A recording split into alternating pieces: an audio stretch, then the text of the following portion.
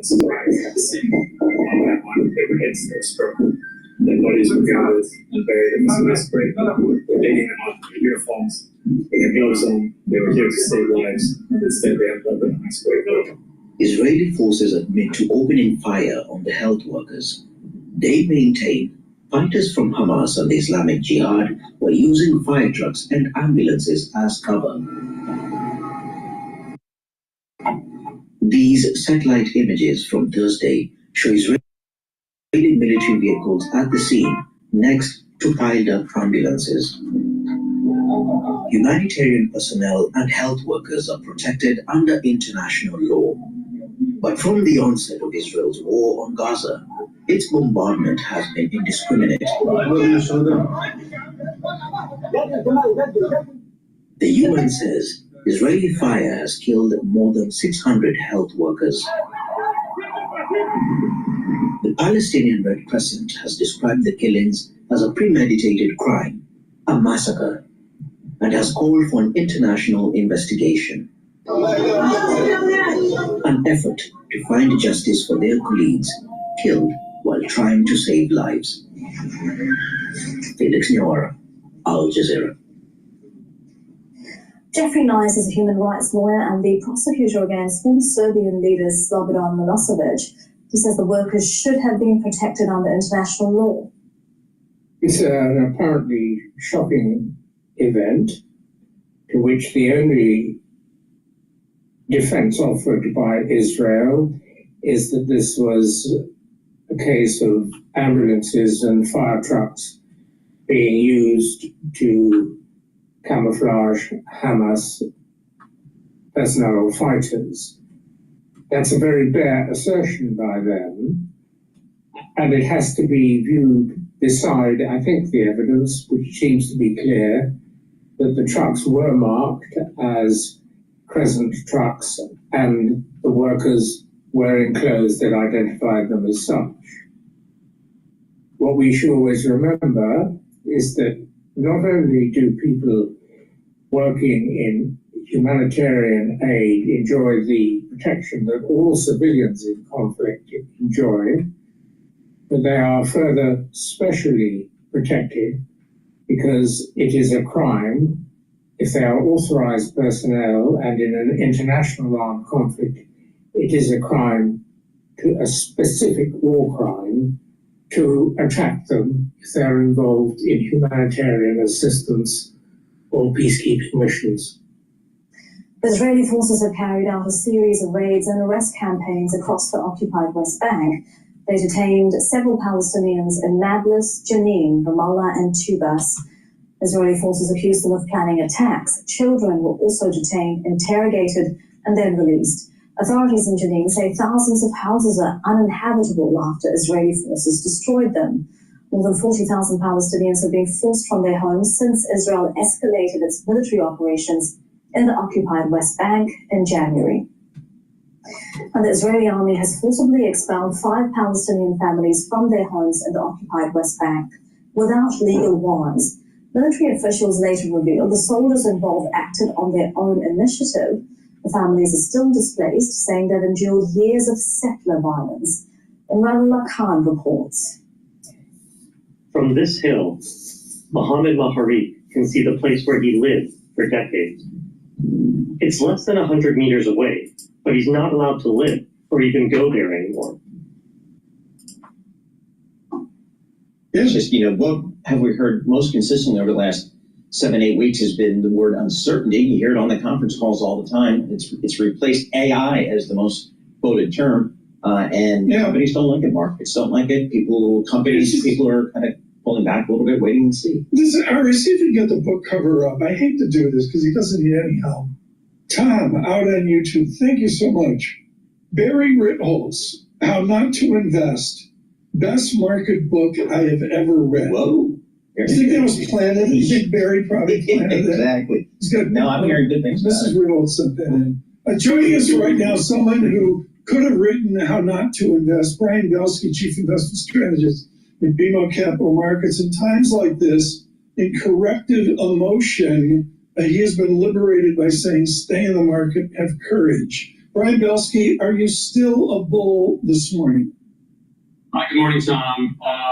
Yes, I am. And I just got back from, yesterday I just got back from being in Canada for a couple of days. So I have some unique perspective. And I just got back from, Tell us, please. Part of my responsibilities is to forecast the Canadian stock market as defined by the TSX index.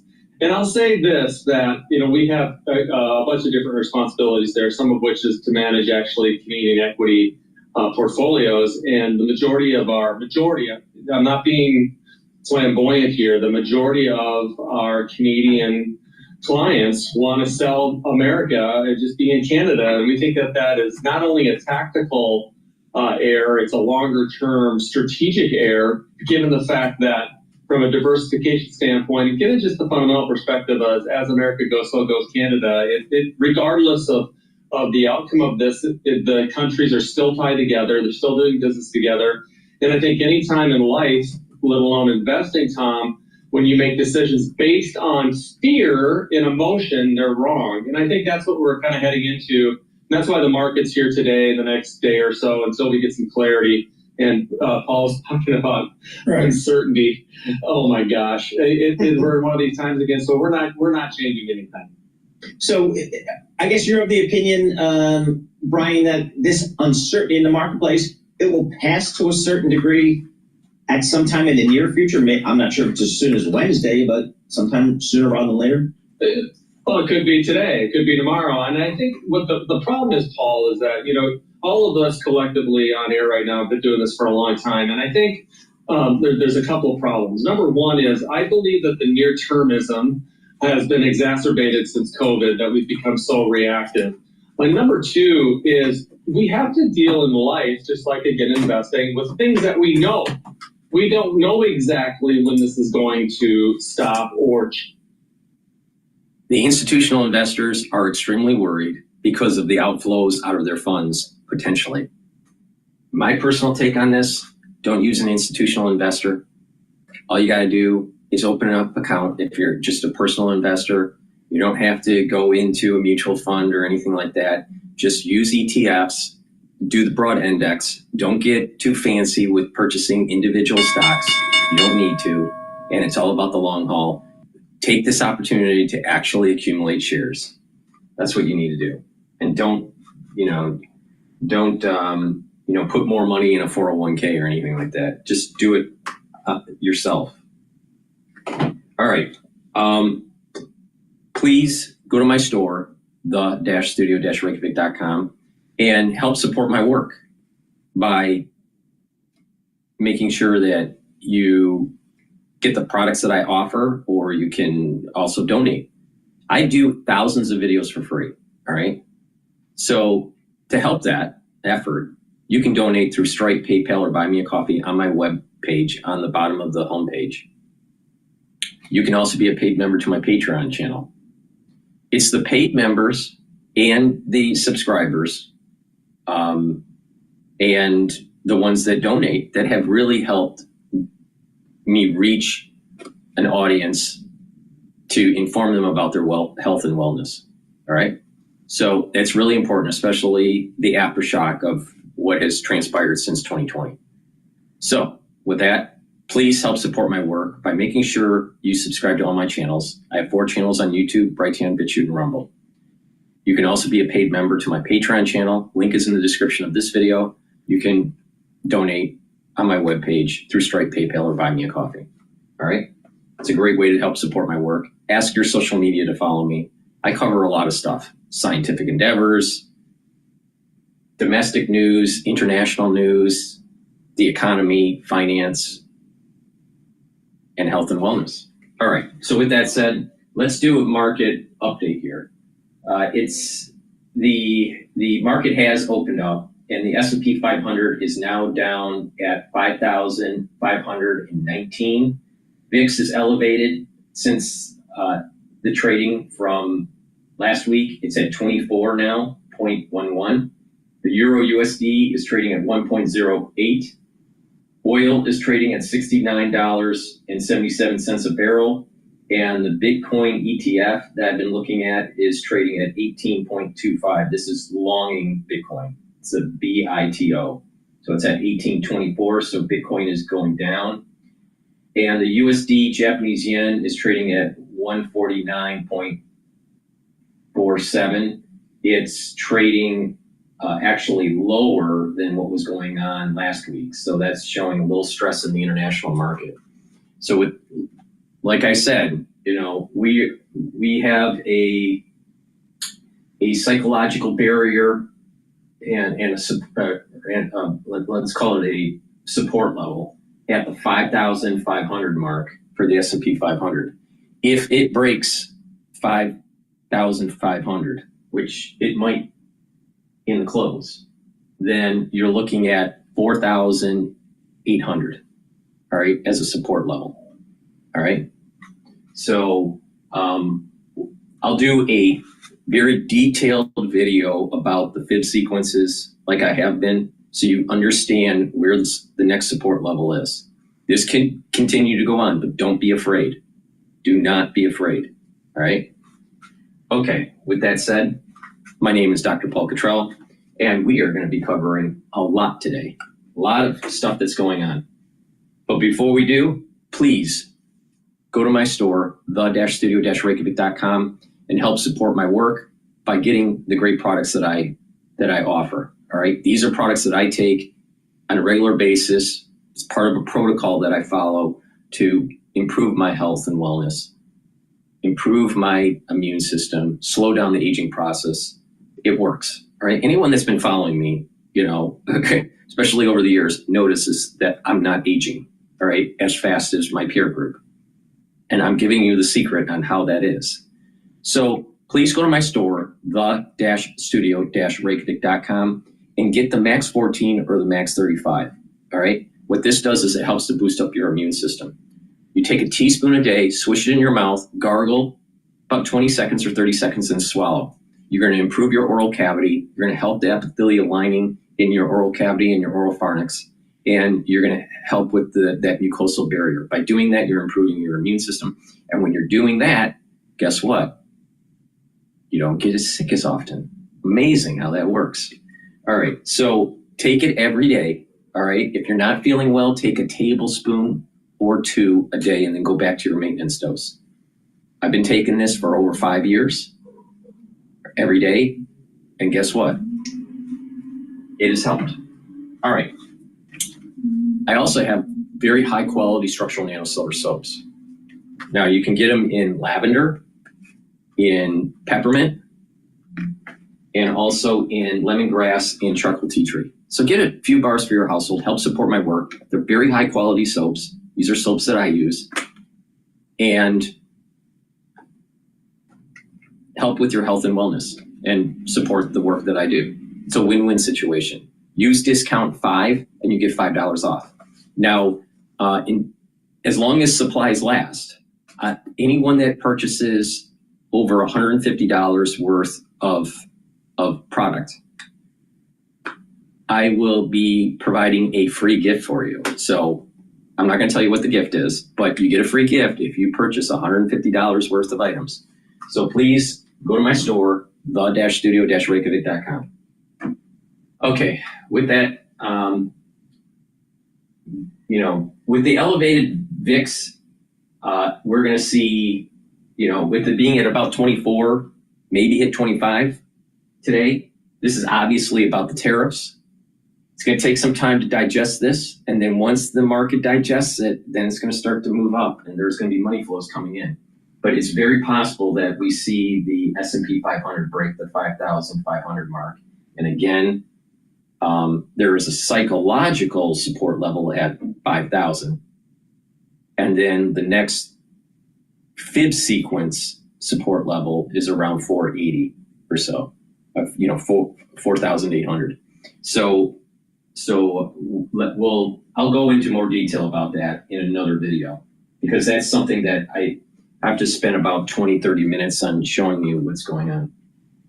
With that said, let's go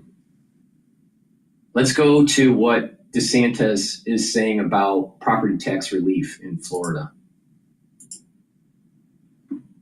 folks in the House that set that $5 billion target. That'll be more than we've ever done by a country mile. And if that is something that's in the ball game, if that's something that they're willing to discuss, we'll accept that. But we'll come with a proposal to focus that $5 billion on reducing property taxes for people in Florida. And we have a chance. I know we want to get on the ballot, but we have a chance to do this year. So this would be kind of a opening salvo to what the main event would be in November of 2026. So with that $5 billion, I'm proposing that the legislature direct that to immediate relief for all Florida homestead owners. And if we do that, we would end up with about $1,000 in property tax cut for every homesteaded Floridian. And that will make a big, big difference.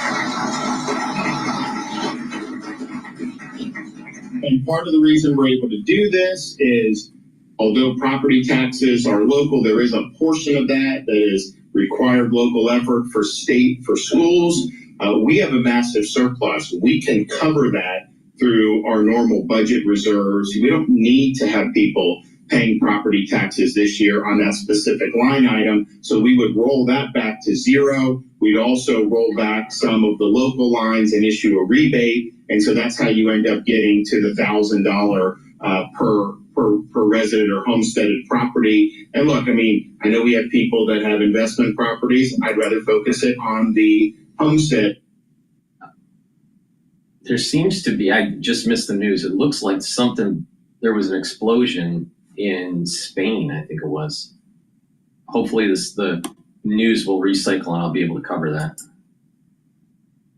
Much of a punch, but if you're going to go up to $5 billion, you have a chance to really pack a punch. And so for middle class, $1,000 tax rebate, that's a substantial portion of their property taxes. I know some of the wealthier folks that may not be quite as much, but focusing on the middle class folks, this is going to be a really, really big deal. And again, we think it would be likely about $1,000 per homesteaded property. Now, I think most you guys and the realtors know better than ever how this process works and the notices and all that. So this would be something that we would see percolate throughout the year and end up with end of the year trim notices. But I think it's something that would be really, really meaningful. And if it's passed in the law now, people would know that this is coming down the pike very, very soon. And so, but anything that we're rolling back, we do have the funding to be able to backfill. So don't anyone say, they're taken from school. No, we'll fund that. We have a big surplus. We've quadrupled the rainy day fund since I've been governor. Just over the last 6 years, we've paid off 41% of our state's debt since I've been governor. We're in good shape, and we'll be able to make it work. And we want to use that. Now, ultimately, as I said, this is just the opening salvo. We want to have a constant. All right, I'm going to go back to Bloomberg here. I believe they're going to be talking about outflows from Bitcoin ETFs. That's down 4 basis points. The yield on the 10-year, 4.19%, and that's down 5 basis points. COMEX gold, $3,141 an ounce. We have Brent crude at $74 a barrel. WTI crude $69 a barrel. The Bloomberg Dollar Spot Index up about 0.1%. Few companies making news. Francis, antitrust regulator fined Apple more than $150 million. It's over how it has to collect iOS users' data. Its shares this morning down about 0.5%. Meanwhile, Apple working to revamp its health app. The update will include an AI coach that would replicate to some extent a real doctor. And finally, to the housing market. How much do you need to make in order to afford a typical home in the majority of the U.S.? Well, according to the latest report from Bankrate, Americans need a household income of just under $117,000. That is your Bloomberg Business Flash. Paul and Tom. Lisa, thanks. So if you want to comment on that in the greater unwise here of Bloomberg 11.3 on New York, 117,000. I don't know. District of Columbia, it's 240,000 in District of Columbia. In the District of Columbia? Yeah, 240,000 is the salary there. It's life-changing. All right. The S&P 500 just broke 5,500. It's now at 5,498. 0.1%. We got 8 things to talk to you, Hunter, about about definitive on what you own, which is exchange traded funds. And we got to go to the next marketing concept. 6 smart guys at BlackRock sitting around the table like at every other firm going, how do we take advantage of tax-free bonds? No. How do we take advantage of private credit? Are we going to see private credit ETFs like we see BitDog ETFs? Yes, there's already one on the market from State Street. It's only got around 20% private credit in it, so it's a hybrid. But they're going to keep pushing the envelope. There's other ones filed. But what State Street figured out, they cracked the code because a fund can only have up to 15% in illiquid investments. So private credit is illiquid, so how they go to 20? The way they solve that is by having a third-party source like Apollo promise contractually to offer bids on those private instruments. They also use firms outside of Apollo, but that seems to be the format or the blueprint for how to do this going forward. A guaranteed bid of a locked-up investment, so I can go from 15 to 20% exposure. Yeah, so this sets a precedent that could be interesting. We could see all kinds of stuff attempted in the ETF format. Now, I will say, the more you get illiquid things into an ETF, the more it's a hybrid closed-end fund. So when there's a sell-off and stuff freezes up a little, look for the discounts to widen. But this is not news. A lot of ETFs have wide discounts in like COVID. Muni Bond High Yield ETF had a 29% discount. So over the years, ETF investors have become used to this. So I think they'll be fine. The question is, how far does the SEC let these issuers go? BlackRock, they may not do an ETF. They might do an interval fund, but they have big plans for democratizing privates. A lot of people are like, well, they're going to just basically, the private equity firms are going to dump the bad stuff on the retail. Maybe, that's one concern, but I do think BlackRock and Vanguard also is looking into this. Vanguard is looking into Vanguard this? met with Blackstone and Carlyle over the past 2 weeks. And this Did they meet with Belchunas? I was over there a couple weeks ago, but no comment. No, but there are basically two firms that I wouldn't underestimate. The other thing is, the reason private assets, one of the reasons is it's so popular is the pricing, the way they price this stuff isn't exactly like mark to market. Really? It's a little mark to magic, right? You heard about this? No. You got Cliff asked us on? Yeah. So if the ETF, if a public instrument exists and it has to price this stuff every day, look for a big difference between what institutions see and what the ETF has. I could never do. I mean, Belchunas is all known goes in front of 1,000 people and you can hear a pin drop. Yeah. Because he's got a certain lightness about this. So in a private ETF, or an ETF that invests in private assets, it'll never be 100% privates, right? You have to have liquidity. I doubt it. Unless we get into a world where all of these private equity firms become like market makers, where the market makers themselves become good at pricing privates. I was talking to a market maker, and we were talking about Priv, the one that's on the market, and they said you would be surprised at how much stuff you can hedge using SPY E-mini futures, because what they're basically saying here is that privates are very correlated to stocks. Right, it's not like some mystery where they're like the lack of correlation is partially because they mark the NAVs in a magical way.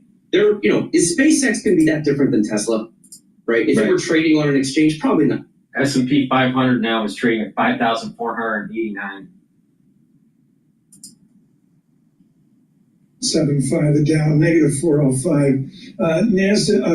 SPX was futures of negative 60-ish. We're now negative 90 on Standard & Poor's 500, down 1%. I got a 2.4% pullback in NASDAQ. Paul? Record Bitcoin ETF outflows. Should this be expected? Is this telling you anything? Is this just kind of people getting out of the Trump trade a little bit? Yeah, I was just reading Barry Ritholtz's book, How Not to Invest. Right. He has a whole chapter on the denominator. Be wary of just talking about the numerator. The record outflows, but the denominator is so big. Yep. This is 3-4% of the assets. Okay. So I would say that given the sell-off we just had, that's pretty good that 96% of the people stuck. Yep. And in the past week, there has been inflows. So, again, the Bitcoin ETFs, I would say, like most ETF categories, these are just really hardened investors. This is the smart money, in my opinion. It's really hard to mess with them. Where you will see some ETF, I guess we'll call it like weak hands would be in the thematic space maybe. But when it comes to beta and something like Bitcoin, which it seems like people are largely going in long term. Now let's get another 20% down. Maybe we'll see more outflows. Eric, thanks so much. Eric Bitchute is at the margin behind the next copy of Barry Riddle's book on this. Tesla down 7-ish%. My observation with Bitcoin and the equity market is going down because of the news with the tariffs. Tariffs are going to be in place for a while. So that's, going to be downward pressure on the equity market. And Bitcoin trades with a decent correlation with the equity market, at least right now. So it behooves people to understand that Bitcoin is going to move roughly in the same direction as the equity market. All right. Help with urgent and immediate humanitarian services. It's essential that we get the levels of funding. We then need the access, and only then we will be able to have the impact that's required. The government spokesman says thousands have been injured. President Donald Trump says he is considering ways to serve a third term. The 22nd Amendment says no one can be elected president more than twice.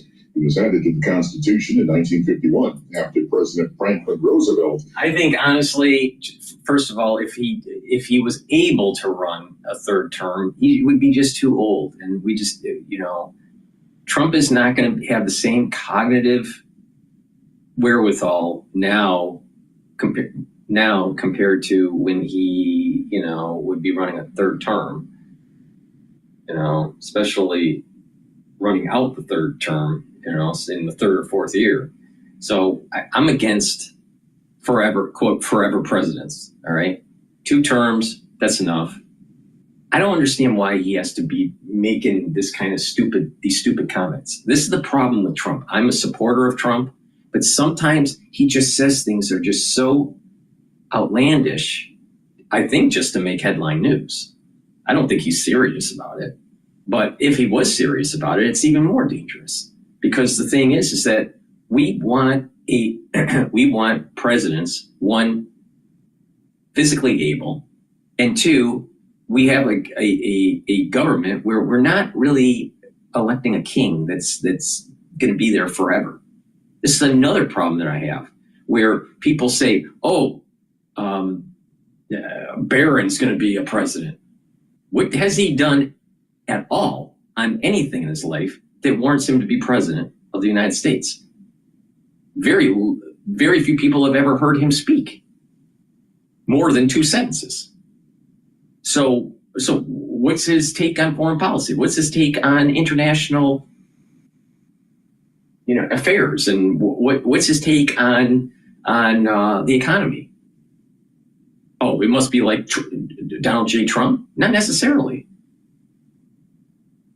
So the problem with people that are within the MAGA movement is that they're almost viewing the Trump family as some sort of kingship, some sort of anointed, right? And I'm a Trump supporter. I supported Trump all 3 times he ran. All right. So the people that listen to me know that I support Trump, but doing a third term, no. And this concept that his family should elevate to the presidency as a foregone conclusion, I think it's just wrong-headed. It's the same problem that we had with the Bushes. Our government system is not, it's not based on some sort of family unit that will be elevated to the presidency. And it's just wrong-headed. Now, I know why it's happening. A lot of people in the United States have this need in their soul to have a savior for them. It's because of a religious construct. I understand that. All right. But in politics, you see that when things are going wrong in the world, they're looking for a savior that will be elected to office. And then it's assumed that they should be staying in that office for infinity. All right. Or a representative within the family unit gets elevated to the presidency. That's wrong-headed. That's completely wrong-headed. That is not the government system that we have. And it's what it is emblematic of is a failure of understanding that there are other people that are just as good, if not better, than the offspring of this leader, whoever that is. So we want the same problems that we had with the Bushes, with the Trumps. Is that what we're looking for? It's idiotic. If anyone thinks that Barron Trump, without knowing anything about his politics, without knowing anything about his experience, because he's young, he doesn't have any experience. What, out of this MAGA movement and alt media movement, what makes you think that he would elevate to the presidency or should elevate to the presidency? The same problem with JFK Jr. There was nothing he did that warranted him to be elevated to the presidency. But a lot of people thought he would. Why? Because he was the offspring of JFK. Stupid thinking. That's stupid thinking. Please go to my store, the-studio-reykjavik.com, and get the toothpaste. This is a structural nano silver toothpaste. It's the best toothpaste that you can purchase, way better than anything Alex Jones sells. This will help with your oral cavity health. It will whiten your teeth, freshen your breath, help with your gum line, reduce inflammation at the gum line. And good oral hygiene will help with your vascular system and your valves. A lot of people that are older that have bad oral hygiene, what will happen is that it will perturb your vascular system and perturb your valvular health.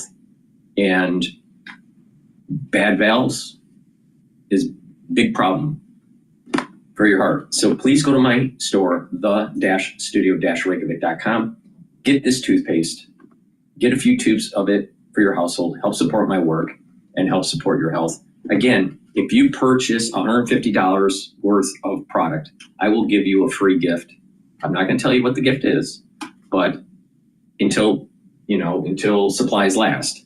But you get a free gift if you purchase $150 worth of product. But with the toothpaste, get a few tubes of this for your household. It's very high quality, no fluoride. Fluoride makes you stupid. And if you take too much fluoride, guess what? You start thinking that Barron Trump should be president of the United States with no reason.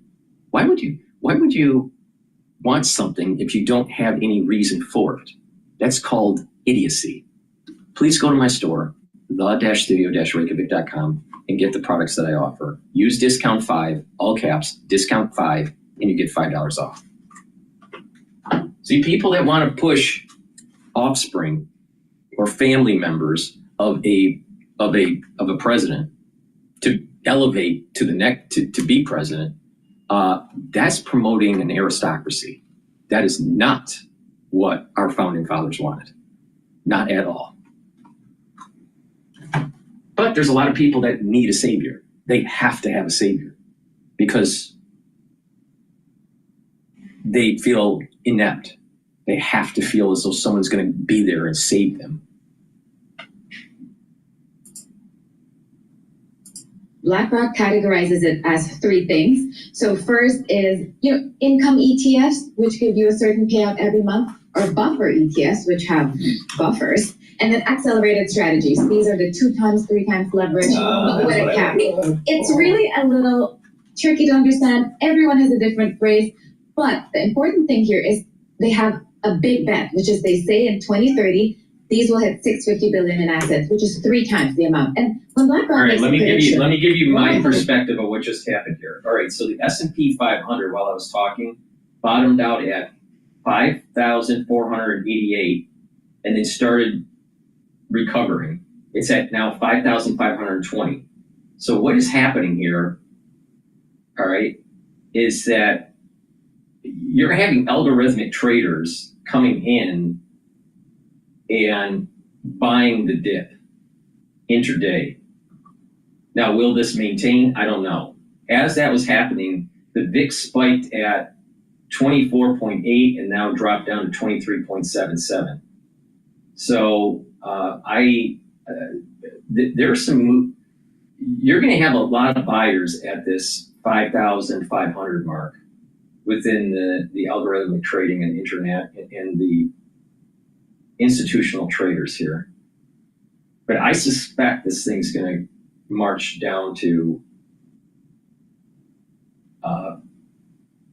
5,000 here.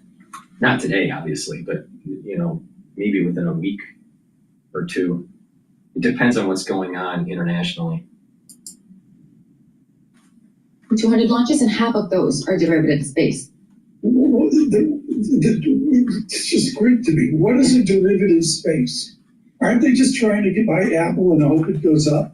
So a lot of these strategies, they've existed before when you do income accelerated and etc., but they're not packaged into an ETF. This is why it's easier to sell it to RIAs, because just one click of a button and you have whatever complicated strategy that you have. What's the yield on these? How much do they gross it up the yield? It depends, but 200 beeps? They could go up to that, and some are even 3 times leverage, but these are more expensive than passive. You should have seen my red herring on my triple leveraged all cash fund. Isabel took a red pen to it and tore it to shreds. Well, it was just unfair. It looks like in the marketplace, Isabel, the high conviction Wall Street bets unravel and Trump trade review. This Trump trade thing, long dollar, yes. Long risk assets, pro-government, it's not working out for people. Yes, if you thought that just going all in on crypto, smaller companies, Tesla, everything America First, all the America First ETFs barely saw any inflows, then you're caught wrong-footed, because I think the real Trump trade is really diversification. And it sounds boring, but we've seen last week that the multi-asset portfolios, they're the ones that really won. And she's getting this wrong. What's happening is that the market goes down and, quote, America First Trump trade, all right, if there is such a thing, is about purchasing during that dip. The market starts to digest the tariffs news. The companies start to be pushed for building manufacturing in the United States. That's depending on the type of manufacturing. If it's light manufacturing that's easy to transfer over, you're talking about months, 6 months, a year. For heavier industry, you're talking 2 to 5 year movement of plants back to the United States. So it just depends. Like chip fab plants take 2 years to build, all right? Subassembly stuff for automotive takes 2 years to build, all right? So you're gonna have the market digest the tariffs. And then there's also at the end of the year, this tax reduction that will be passed. And as you're accumulating equities during it being low, it's going to start moving upward with that tax policy, okay? So you're going to see huge benefits near the end of the year of staying calm and just buying in. And it will go through 2026, all right, this strategy. So that's the smart play on this. It's a longer term play. And yes, you're going to see some market volatility. But when 2 years comes in, so you're talking about the third year of Trump's administration, you're going to start seeing manufacturing prowess to increase, and definitely into the fourth year. All right. So this is a longer term play that if this works out the way I think it will be very beneficial for the Republican Party and not for the Democratic Party. But the pain has to happen right now. It's kind of similar to if you are building let's say you're a developer and you bought an older building and you have to do huge renovations. At first, it's a lot of demolishing and rebuilding, right? And it's an eyesore in the community because of all this construction and all this stuff. But over time, what happens is that there's something new, something more beneficial to the community or more efficient for its investors because there's cash flows that are coming through the building and all this stuff. All right. So, but it takes time. And that's what's happening with this economy. There is a demolition that's taking place for a rebuild. And that rebuild of manufacturing, you're going to see the huge benefits of that in the third and fourth year of Trump's term. All right. But on the short end, the next 6 months, you're probably going to see equities not performing as well as you're used to. But that's the time to buy, because once they pass the tax cuts, then the smart money is going to want to boost up the inflows of these ETFs so they can benefit from a lower tax with capital gains. When they have the capital gains, they want to benefit from those taxes. And they're going to want to suck up all of the benefits of those taxes just in case the Democrats get in and control the House and the Senate in the midterm elections, which I don't think will happen, but it's possible. So do you think that Wall Street and the smart money is just going to sit there and not let the market go up when they get a gift from Trump with tax reduction?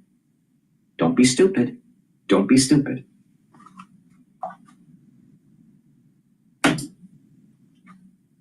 All right, while we're waiting for them to recycle their news, please go to my store, the-studio-reykjavik.com. I've partnered up with Rainbow Herbals, and we've developed these deodorant bars that are dual purpose. You use them as a deodorant, but they also help to detoxify your body. They're made from essential oils from the Himalayas, very high quality, no aluminum, no baking soda, all natural ingredients. You can get it in citrus, and you can also get it in peppermint, lavender, and tea tree. It's for males and females. Get a couple bars for your household. Help support my work and help support your health. Please go to my store, the-studio-reykjavik.com, and get a few bars for your household. Again, if you purchase $150 worth of product on my store in an order, you will get a free gift. I'm not going to tell you what it is, but you will get a free gift as long as supplies last. So please go to my store, the-studio-reykjavik.com, and get those products. Purchase $150 or more, and you do get a free gift. Use discount 5, and you get $5 off. All right, with that said,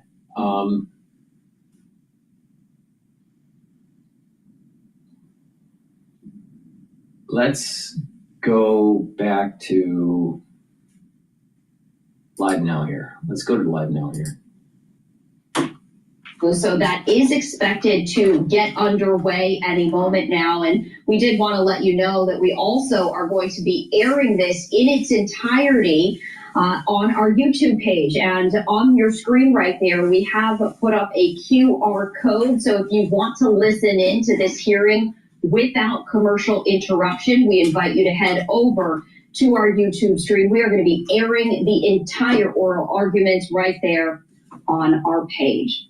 All right, in the meantime, on this Monday morning, time right now coming up on 10:05 Eastern, 7:05 Pacific, we're going to take this opportunity to step away for a brief break as we are anticipating the Supreme Court arguments to get underway, and also the New York City Mayor's event on Axe the Tax as well. We'll be right back. All right, let's go to Mark Levin here. He's talking about judges are eviscerating our republic. And so I'm sure he's going to have a coronary blowout. If you own NVIDIA, this could be the most important video you will ever watch. Because while millions of investors continue to blindly pile into the... Hello, America. I'm Mark Levin, and this is Life, Liberty, and Levin Sunday. Thank you for being here.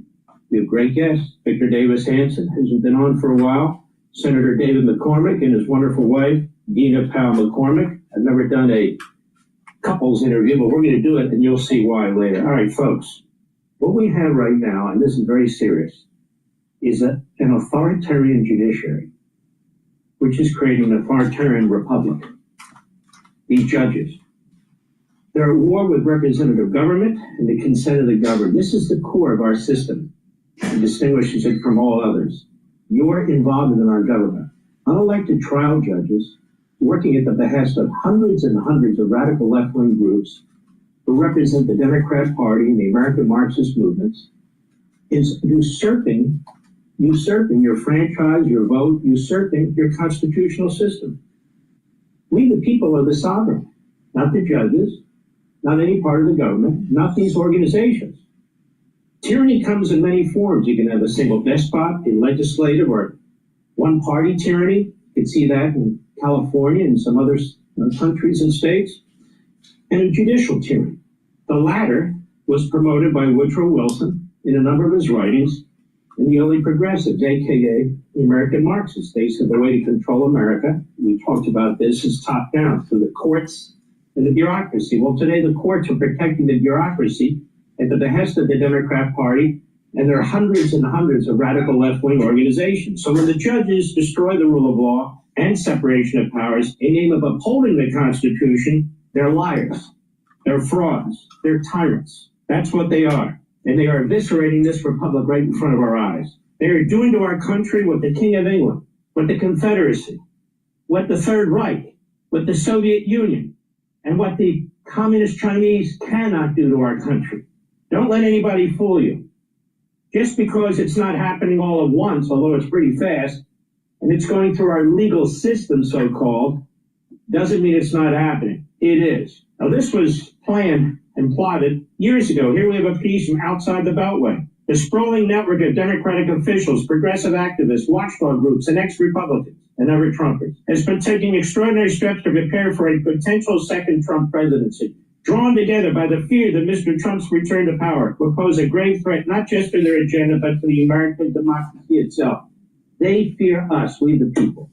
They've created this massive edifice and construct with 2.5 million bureaucrats, with God knows how much money. We really don't even know, but it's in the multi-trillions of dollars.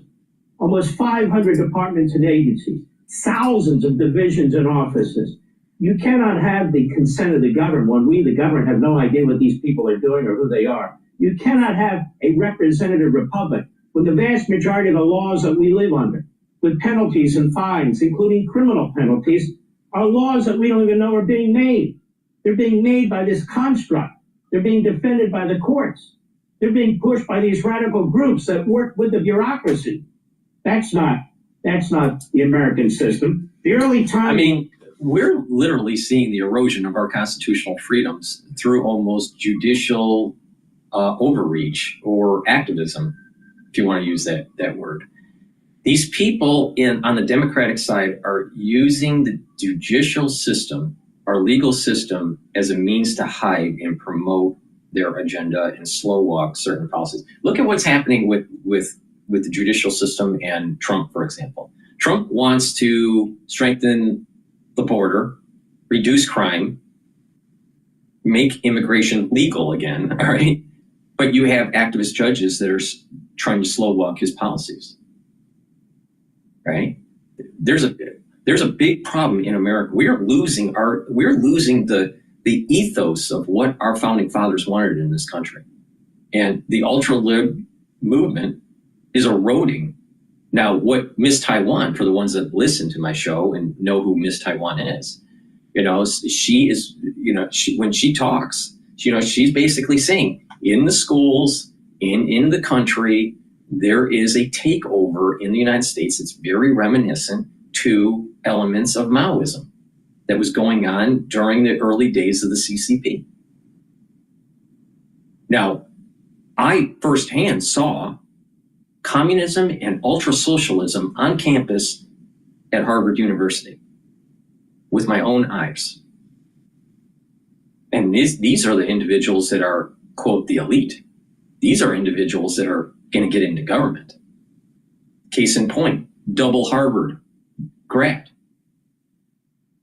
The mayor of Boston, all right? I think her name's Wu. She's Harvard College and Harvard Law. She is super ultra lib. All right. You really think that Boston is a clean, safe, and prosperous city? Not even close. Not even close. Problems with New York because of ultra libs running the show and slowly eroding the safety and the prosperity of the city. And I personally think that New York, from the beginnings of the country's foundation, New York City has been kind of like a heartbeat. All right?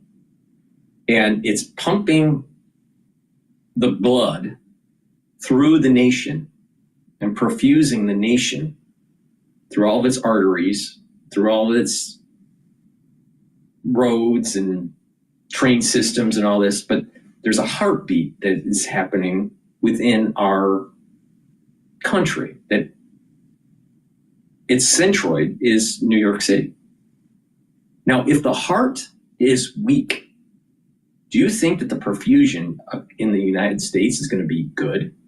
Now, we can use terms instead of medical terms. We can just use finance.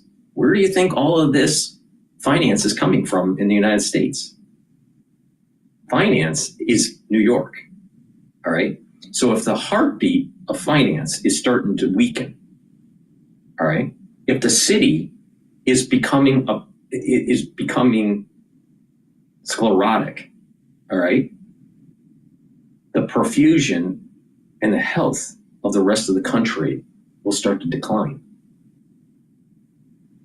Now, if you attack systems like DC, if you attack systems, organ systems like DC, Washington, DC, because of the politics and the financial, then you have weakened the country.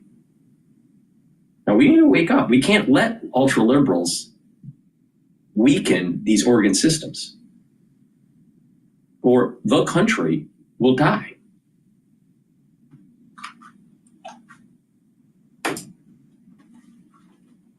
The scale of the planning of these people underway to push back against a potential second Trump administration are without precedent. The loose-knit coalition is determined not to be caught flat-footed, as many were after his unexpected victory in 2016. They go on. Interviews with more than 30 officials and leaders of organizations about their plans revealed a combination of acute exhaustion and acute anxiety. Activist groups that spent the 4 years of Mr. Trump's presidency organizing mass protests and pursuing legal challenges, ultimately helping channel the energy into persuading voters to oust him from power in 2020, are now realizing with great dread that they have to resist him all over again. Oh, I'm sorry. These are the same people who did Lawfare 101, unleashed holy hell in courts throughout this country, federal, state, and local, and you know the story, violated our rules of ethics, uses a SWAT team, on and on and on, to try and prevent Donald Trump from being a candidate, prevent him from being president, bankrupt, and on all the rest. This is where they now are. A common tactic to push back against the first Trump administration was through litigation that tied up his policies in court. Sometimes that work succeeded in blocking actions entirely, and in other cases, delayed those policies from taking effect. And that is exactly what they're doing, but they've quadrupled down. They're raising millions of dollars, millions, tens of millions, perhaps billions. Here's Politico. Just look at what the Democratic Party does whenever there is a Republican nominee for the Supreme Court. They have rioting in their house, at their house. They demonize the individual, make up stories, try to have them drop out of the nomination, or demonize them to such an extent where they won't get confirmed. They're thugs. The Democratic Party are thugs. Now, what's the genesis of the Democratic Party? Right? They have been a party of slavery from inception.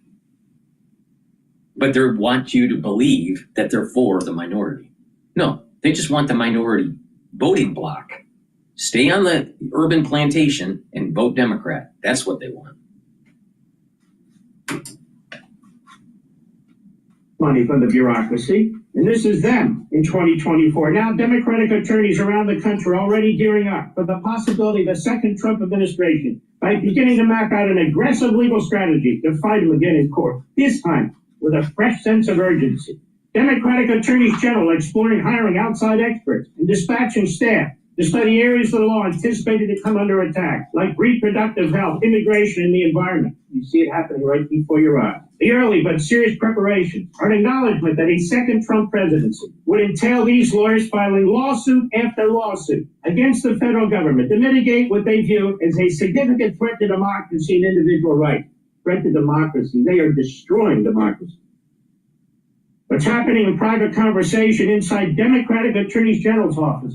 The Marxists, the Democrats, their front groups, some of them are nonprofits, meaning they're using our tax dollars, working with the government unions. This is it. This is the ruling class.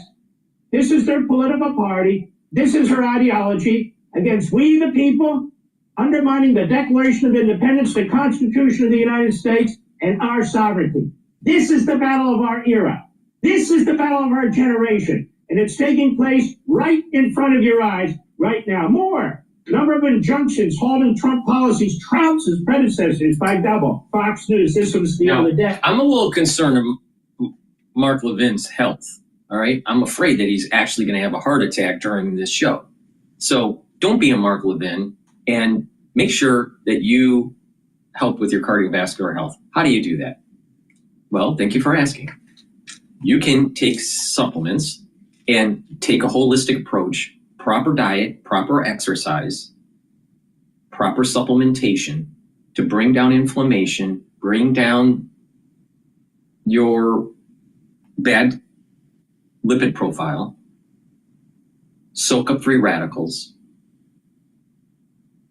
soak and take supplements that actually pull some of that depositing out of the plaque over time. That's a great way to do it. Now, I have a cardiovascular box. It's called the Longevity Cardiovascular Health Box.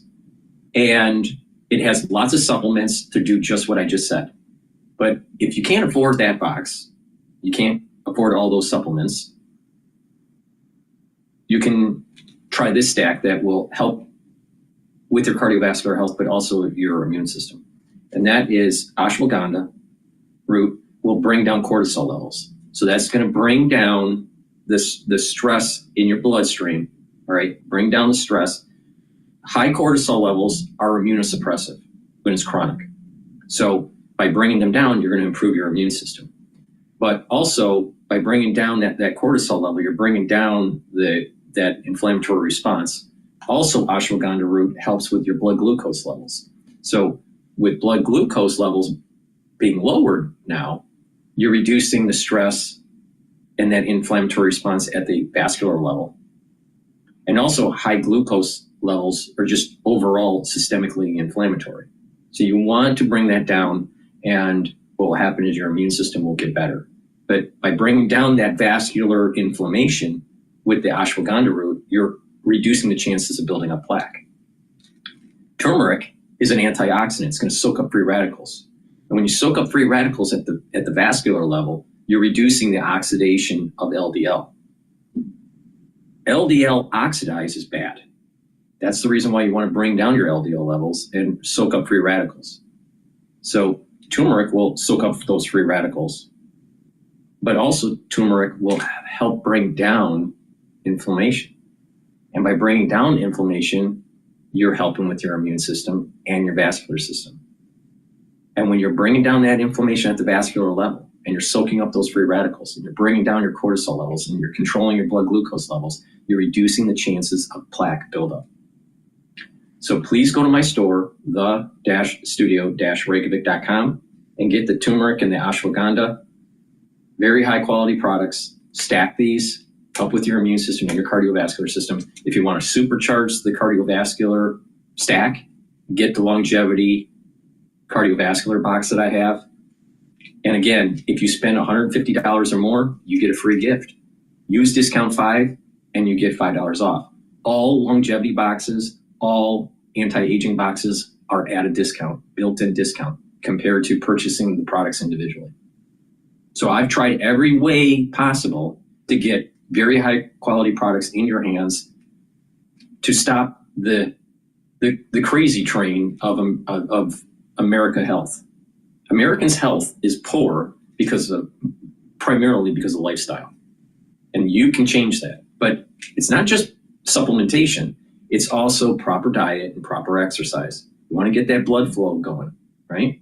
You want to improve the quality of food that you eat. If you're eating poor quality food, you're going to be more inflamed. If you're drinking water that's not filtered, you're putting toxins in your body, and that's inflammatory. So do you really want that? Well, it's up to you. But I just gave you a recipe on how to improve your health and wellness. Please go to my store, the-studio-reykjavik.com. Make sure you use discount 5. And again, you spend $150 or more on an order, you get a free gift until supplies last.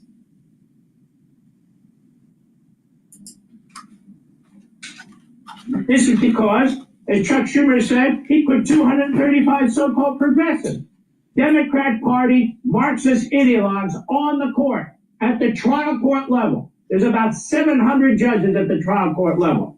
They're the lowest level of judges. Yet, as for now, they have the most power. One judge issuing a national order to cover the whole country, even though they're supposed to be in a district. You're appellate judges. No one judge, Court of Appeals, no one judge can issue an order like that. On the Supreme Court, it takes 5 justices. But these judges, powers unto themselves, one judge having a petitioner who cherry picks, who form shots, who finds that judge, gets everything they want. Everything they want, because they're trying to destroy you, the electorate.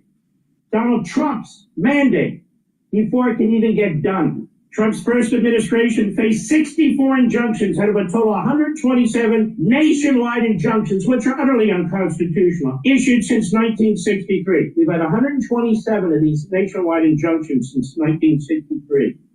Half of them during Trump's presidency. There were 32 injunctions issued against Bush, Obama, and Biden collectively since 2001, meaning the first Trump administration was on the receiving end of double the amount of nationwide injunctions than his 2 predecessors and successor combined, according to the April 2024 edition of Harvard Law Review. Now, the Harvard Law Review found there were 6 injunctions issued against the Bush administration, 12 against the Obama administration, 14 against the Biden administration. Trump's return to office this January has brought with it more than 120 lawsuits, we're now exceeding 130, from activists, government employees, others targeting his executive orders and actions. The lawsuits have resulted already in nationwide orders and actions, that is injunctions, including 15 in February alone. President Trump's first year in office, judges issued a whopping 20 nationwide injunctions, an 8-fold increase. This matches the entire 8-year total of such injunctions issued against President Obama during his 2 terms. We're now at 30. Matching the total number of injunctions issued against the first 42 presidents of the United States combined. Something gone wrong here, America? Former Trump administration Attorney General Bill Barr added in remarks later in 2019 that there were only 27 nationwide injunctions in the entire 20th century, compared to 37 at the time against the first Trump administration. And it's only gotten worse. The Harvard Law Review found that the judges who issued the injunctions against the first Trump administration were overwhelmingly ordered by judges who were appointed by Democrats. Democratic appointed judges ordered 92.9% of the injunctions against President Trump, meaning that 5 of the 64 injunctions were ordered. And judges are supposed to be impartial. You know, justice is blind, right? Lady Justice is blind. So the balance of the balance of a judgment isn't biased. Well, the data is showing that that's not the case. The judges are extremely biased.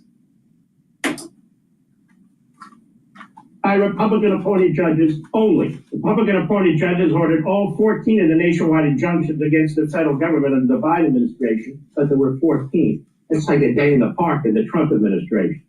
Who are these organizations and what are they? I want you to take a look at this. Let's pull that up and scroll it down.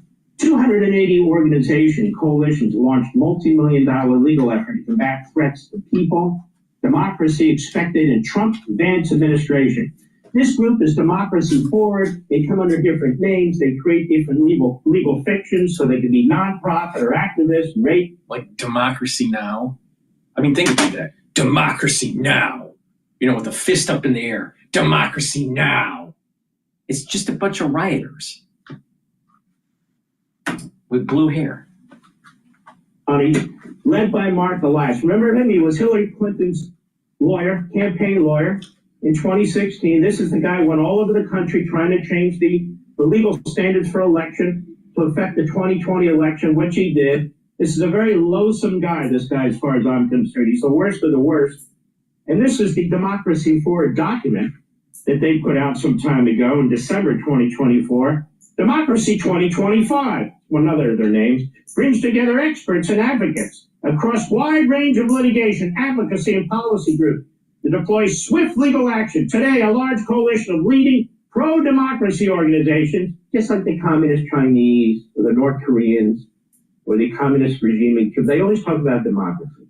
Like George Orwell said, the most loathsome genocidal authoritarians claim that they're Democrats, little d Democrats. Well, so do these radical left-wing operations.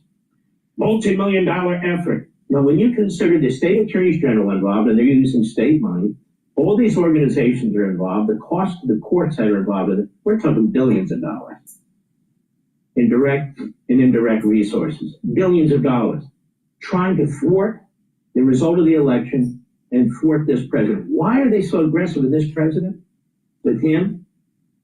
Because this is the first president in modern American history who has been effective in taking them on.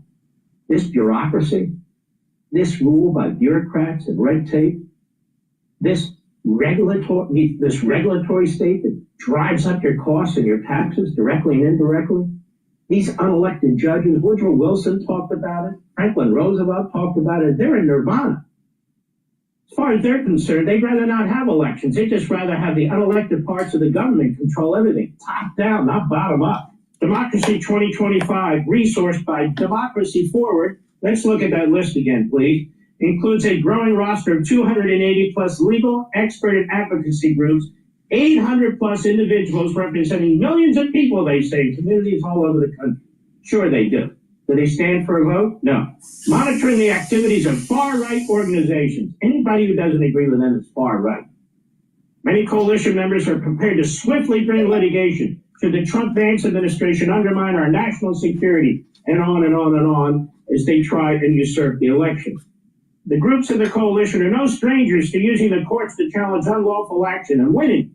The first Trump administration legal challenges filed by coalition members, as well as Democratic attorneys general, were largely successful, and they go on. So this is a massive conspiracy and collusion to undermine we the people. And the big law firms are involved too. We got the public sector unions, we got these crazy radical left-wing groups, ACLU, and they're but hundreds and hundreds of them, all coming together. The freak show of the radical left, spending hundreds of millions, billions when you include indirect expenses and the cost of the courts and everything. And keep in mind, they're not filing just regular lawsuits. They want emergency cases, temporary restraining orders, so the court has to put them at the top of their list. Temporary injunctions, permanent injunctions, orders, emergency orders. So our district courts are getting loaded with these cases. Loaded with these cases. Now we have more. The ADA Journal, what a disreputable organization that has become. Several big law firms and at least 3 U.S. Supreme Court practitioners are representing plaintiffs suing the Trump administration. Okay, the slip and fall lawyers, the worst of the worst. The biggest of the ambulance chasers are involved. So the entire legal infrastructure, the entire Democrat Party infrastructure, the entire state attorneys general, the Democrat side infrastructure, the non-governmental organizations, the think tanks, the unions for the bureaucracy, they are all together in a massive coalition to fight Mr. and Mrs. America. They say they stand for democracy.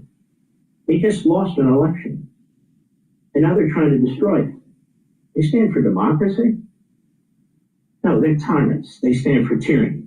Well-known attorneys involved in the litigation include Neil Cottrell, who recently joined Milbank from Hogan Lovells, Seth Waxman. These are former solicitors general, as an example, and Wilmer Cutler, Pickering, Hale, and Dorr, and Paul Clement, shame on you, who left Kirkland and Ellis to form Clement and Murphy, reports Law.com and Reuters. Smaller firms and legal organizations are also involved, and they're just naming some of them.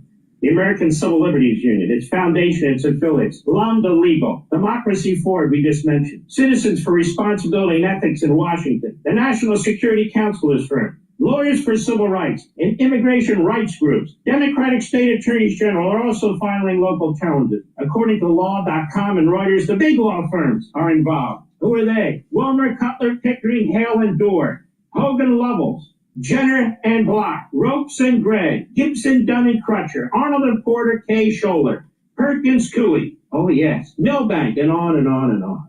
The lawyers, the bureaucrats, the judges, the radical left-wing activists, oh yes. As of this moment, and I'm sure there'll be more by tomorrow, 139 lawsuits have challenged Trump's policies. Take a look at this chart. Here's how they break down by topic, according to Just Securities Litigation Tracker. In other words, they are involved in every single aspect of a president of the United States authority as the head of the executive branch, challenging everything, bringing it to their favorite judges and into their favorite courtrooms, slowing things down, trying to throw a wrench in the process, trying to undo the past election. This is not democracy. We had never seen anything like this before. With democracy, we would see it every election. No. This is an absolute assault on your franchise and your vote. This is an absolute assault. They talk about insurrection. This is an insurrection. We've never seen anything like this. Into the lead up to the election where they're trying to take out Donald Trump, trying to take him off ballots, trying to bankrupt him, trying to put him in state or federal prison. I mean, think about that. Step back and think about it. And now he wins an electoral landslide, an electoral college landslide. He wins all 7 battleground states.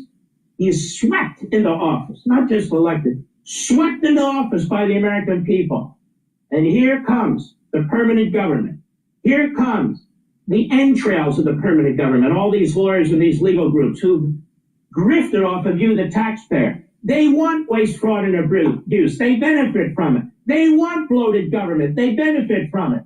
They want it all. And so when Trump is tackling it and Elon Musk is exposing it, they need to be stopped. 139 lawsuits. What are they challenging? The structure of the government and personnel, immigration and citizenship, civil liberties and rights, government grants, loans, and assistance, so-called diversity, equity, inclusion, and accessibility, so-called transparency, actions against the FBI and DOJ employees. Yeah, I'm firing some of them. The environment, removal of information from government websites, other, federalism. Can you think of any other aspect of the federal government? I can't. And then we have the courts are delaying Trump executive actions. Take a look at the next chart. Judges have blocked the implementation of some of President Trump's policies in part or in whole through litigation. It's ongoing. Appeals are likely in many cases. John Roberts, you better step up to the plate and take care of this, or we're going to lose this country. And let me tell you something one more time, ladies and gentlemen. This is even about President Trump. President Trump is your representative. This is about you. If they can do it to a man of his support, broad-based support, if they can do a man who is courageous and as strong as he is, can you imagine if these Republican wimps, what they'll do to them? Can you imagine if they win here this round, this battle over liberty versus tyranny, what the Democrat presidents will now get away with? This is precedential setting. This is tyranny. This is judicial despotism. This is authoritarian republicanism, small R republicanism. That is what you're staring at right now. Hey, Sean Hannity here. Hey, click here to subscribe to Fox News YouTube. Please go to my store, the-studio-reykjavik.com, and get the great products that I offer. It's the-studio-reykjavik.com. Let's talk about the lozenges and the drops. Now, we're going into the allergy season, so the moment you have that irritation, all right, take the lozenges or the drops right away. Have some drops and lozenges at home or at work. You never know when you're going to have that problem. You want to mitigate it right away. Trust me. All right. You can get it in elderberry zinc for the lozenges. You get 21 in each bag. And also the Manuka honey. lozenges. Get a few bags for your household. Or you can get the drops, which are smaller. You get 100 in each bag. You can get it in blueberry, in cherry flavor, and also in honey and lemon. Honey and lemon. The honey and lemon is very popular. So please go to my store, the-studio-reykjavik.com. The drops are in a new packaging, same high quality product. I think the packaging looks a lot better than before, but please go to my store, get a few bags of the drops and the lozenges. Be prepared. You never know when you have to mitigate that irritation. Now, taking a good probiotic is really important. All right. I have two types. I have a powdered version for the ones that like to take the powdered supplements and mix it with soft foods or with filtered water, or the veggie cap version. Both are very high quality. Take it every day. And when you take a good probiotic every day, you're going to bring down inflammation at the intestinal tract level. That's going to improve your mucosal lining within the inner lining of your gut and improve your immune system. Now, what happens when you improve your gut biome is the mucosal lining is going to get thicker, which is good. And also your concentration of IgAs will improve. That's a type of antibiotic. That's a type of antibody that is prevalent within the mucosal lining of your gut.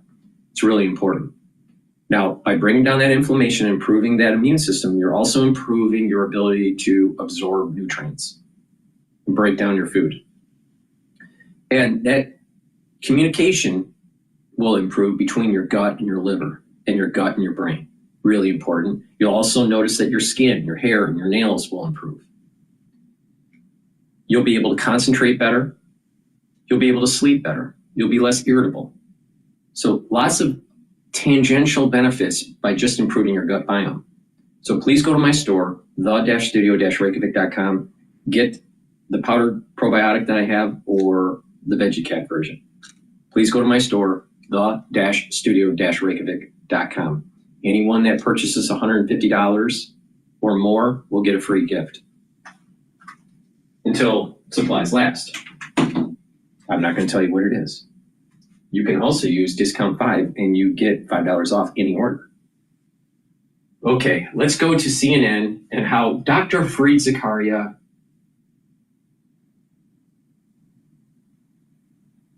is commenting about the sweeping tariffs. Looks like he's interviewing someone for his show, so let's drop into that. See this? This is a 400-ounce bar of solid gold. Back in the 20s, this could buy you a decent house. And so could this. Liberation Day is almost here. That is what President Trump has done April 2nd when he says America will get money and respect back by imposing a suite of tariffs potentially around the world. What might these tariffs hold for the U.S. economy? Joining me now is Michael Froman. He was U.S. Trade Representative for President Obama and is currently the President of the Council on Foreign Relations. Mike, welcome. I want to begin by showing a chart, just a simple chart that gives you the average tariff rate on imports to the U.S., starting in 1947 when they were about 8%, and then they go basically, it's a straight line down all the way to 2015 or so, it's under 2%.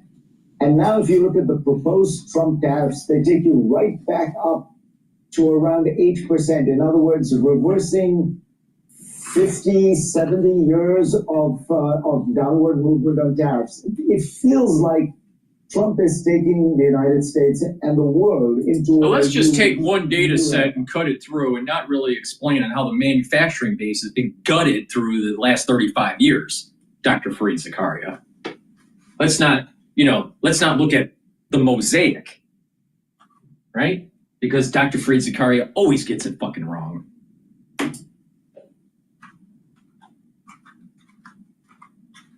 I think that's right, Fareed, and it depends a lot on what he actually announces on Wednesday. There's a lot of uncertainty still about whether it will be applied to the whole world or to the 15 markets where we have the biggest trade deficits or some other lesser impact. But potentially, we're moving away from the rules-based system that was embodied, as you said, in about 80 years of of work on the international scene to create the GATT, to create the WTO, to create a series of rules that now more than 160 countries live by, and the U.S. is now going to potentially move into a world where we're doing everything on a bilateral basis. And one question is, how do the rest of the world respond? One, they'll respond by retaliating against us, but will they continue to follow the multilateral rules-based system, or will they too begin to do a series of bilateral deals? And will the work of the last 80 years basically be undone? And it's worth pointing out that 80 years has coincided with enormous rises in global standards of living, prosperity, and in American standards of living. But tell me this, Mike, how much of this is, leverage that he is using to get an American standard of living? All this globalization really improved the average American standard of living, where you have people used to get out of high school or college and be able to have a family, get a good job, have a family, be able to save money for a vacation, put their kids in school. Now you have kids that are coming out of high school and college, and they have to live in the basement of their mom's home because they can't find a job or they're underemployed. And they sure as hell can't save enough to have family creation or to buy a house. No, the standard of living has gone down for individuals that are coming into the market that are young. They're coming out of college or out of high school. You know why? Because we threw away our manufacturing base and the economic clustering started to die off. That's why I was saying, if you start affecting the financial system in the United States, if you view it as it's all about just immediate gains in money, and you're not looking at the long-term effects, that heartbeat from New York is going to die. You need strong manufacturing. One, it gives us military prowess. But secondly, there's so much economic clustering that takes place. So 70 years of this bullshit and 35 of NAFTA. And guess what? We have individuals that are in their 20s that are underemployed and that cannot have a better way of life. They're literally postponing 10, 15 years before they have families or, build equity for their livelihood. That was not the case for the Gen Xers. That was not the case for the baby boomers. But Fareed thinks that the economy is just wonderful for everybody because globalization is so great. You know what it is? You have a lot of people that are coming into the United States now legally, all right, that have not put the sweat into making the country as prosperous as it is. So they have no skin in the game. They don't know. It's not in their ethos. It's not in their genetics. It's not in their emotional makeup. Because all they know is going from one shithole in the world and coming to America. But most of them didn't fight for the country, especially if they immigrated, let's say in the 1980s or the 1970s, even the 60s. Do you think these people that immigrated to the United States in the 1960s, if any of them in their family actually served their country, served the United States military? Most likely not. Most likely not. In some cases, yes. But most likely not. So they don't have any skin in the game. It's not part of their fiber, of their being. So it's easy to just, globalization's so great.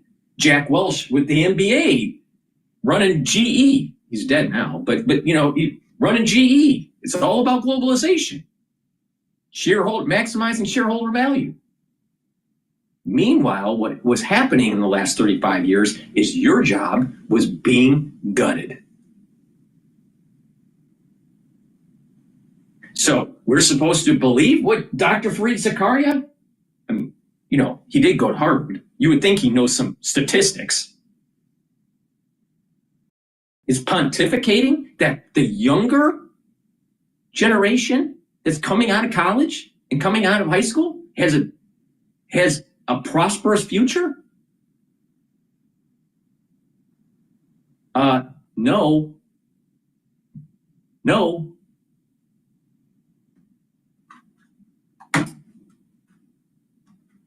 Of his supporters, even Howard Lutnick used to say.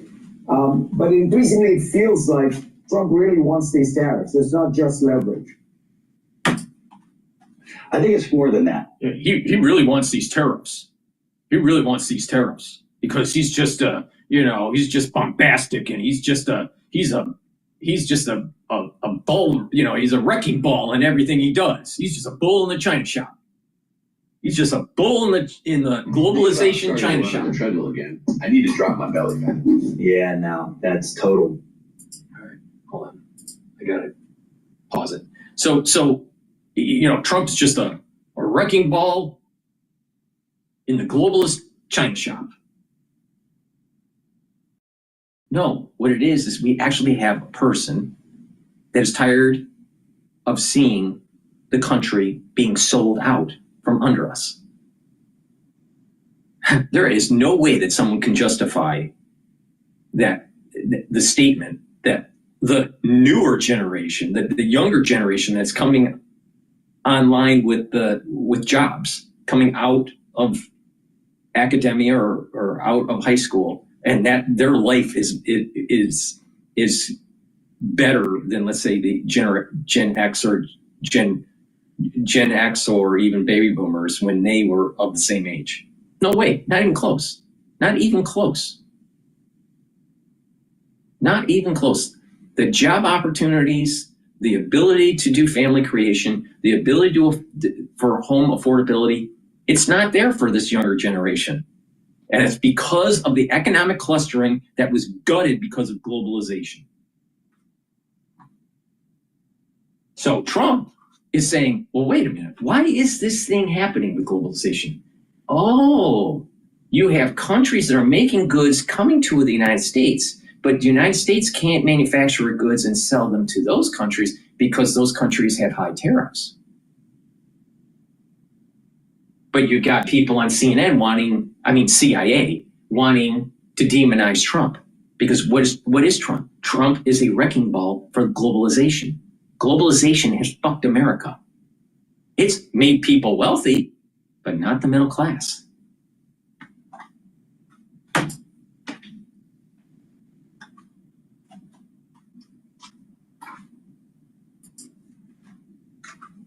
I think he is quite sincere in wanting to transform the U.S. economy over the next 4 years into a much more manufacturing-based economy, and he sees tariffs as his primary tool to do so.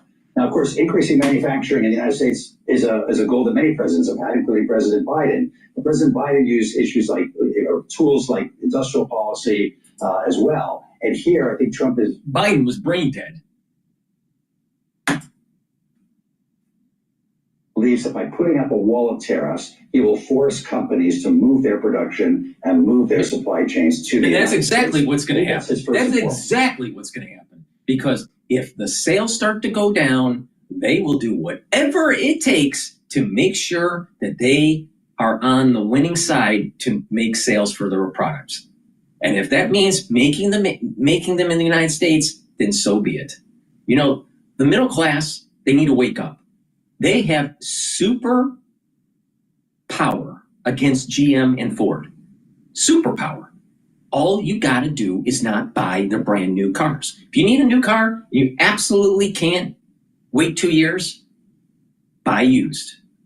And I guarantee you that GM and Ford will do whatever it takes to rebuild in the United States only. Because the shareholders are going to lose so much money that the board is going to be there's going to be so much pressure on them to bring back the manufacturing. Just like there was so much pressure when NAFTA came online to actually ship the jobs. because you had analysts from Wall Street. This is back in the 90s. You had analysts in the 90s forcing the issue to maximize the share price, to reduce the cost of manufacturing and move them to Canada and New Mexico. And so they did it, and it took years to build up this supply chain. Well, you can unravel it the same way. Stop buying their products. Only buy used. And when you do that, GM and Ford will literally be forced by their board, by the analysts on Wall Street, to move manufacturing back. And Trump is a very street smart individual. I don't think Trump is an intellectual. Trump is not an intellectual, not even close. But he's not dumb. You can be smart and not an intellectual. You could be an intellectual and not smart. I don't think that Trump has read more than 5 books in the last 5 years, cover to cover. He's not an intellectual. He never will be. But what he is street savvy. He's that New York street savvy business guy. All right? He's smart, not intellectual though. And what he knows is that you can press the pressure points of your opponent, of your competitor, to force them to capitulate. And that's what he's doing with tariffs. Now let's see what the intellectuals from the Boss Wash corridor have to say. Because everything that comes out of CIA, must be right. Cool. What do you think the likely result of all this is going to be? Assume again that there is some widespread application of tariffs. I think that's a reasonable assumption. Look, you can't overrule the laws of economics with an executive order any more than you can overrule the laws of gravity. If you raise the prices on something, if you impose a tax, which is what a tariff is, on a product, it's going to be more expensive and people will buy less of it. And when you combine that, they'll buy less of that product and go to a substitute if it's possible. But if they buy less of that product, it's going to force that maker to bring the manufacturing back to the United States, and then their product will be made. Now, there is a transition period. It takes time to build up that manufacturing, but also there's going to be elevated prices in some markets where there aren't substitutes. Okay, but like I said with cars, the big one is cars with Canada. The auto parts that are being shipped into the United States. That's the big one. All right. And I know this for a fact. All right. Because I've spent a lot of time in automotive. If you buy used, it will force the issue of GM and Ford to move the manufacturing faster to the United States and bring down their prices. Now let's see if this clown has anything to say. This is the first time I've seen this video. Almost all these videos that I play are just off the cuff. But let's see if he comes even close to the insight that I just provided. With what we're seeing in the decline of consumer investor confidence, you could well see a slowing of the economy more generally and more expensive products for consumers. This administration has said that consumer welfare is not necessarily their top priority. I think the Secretary of Treasury said cheap consumer products is not the American dream. That's a legitimate point to have. See, a lot of people are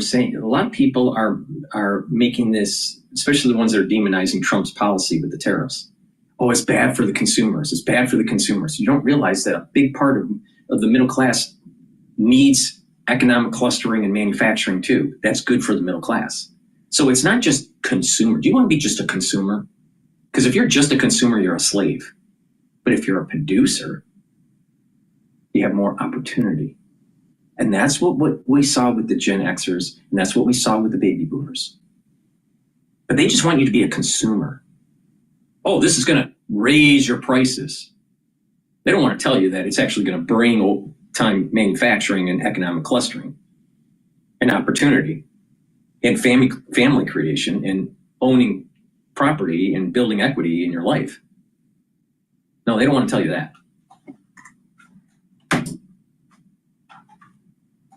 But the question is, how much are the American people willing to pay in terms of higher prices for everything that they buy? Consumer. $2,000 to $15,000 more per car in order to try and encourage this kind of production in the United States. And will it work?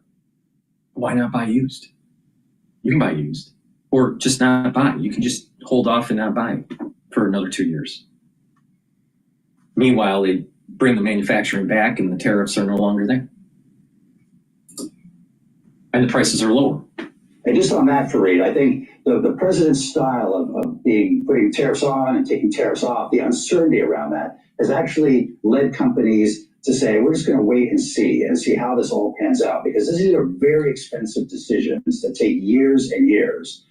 One thing that will be very interesting to see is that under globalization, the benefits of globalization were widely spread. Cheaper consumer products for Americans. It's sort of invisible, but the cost of cheaper consumer products. Globalization, cheaper consumer products, because you're a consumer. You're not a producer anymore, you're a consumer.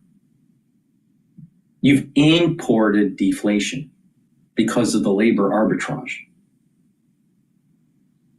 Meanwhile, your government, the United States government, is spending more money than it has and has to issue bonds and go into further debt. You know why? Because we don't make anything. So we buy from someone else because we don't make anything.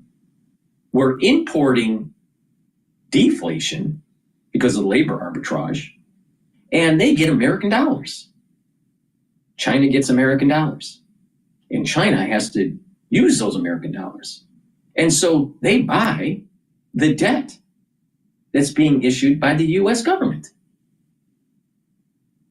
to finance programs that we really can't afford. And we're issuing and sending even more money as interest payments to the ones that are holding those bonds.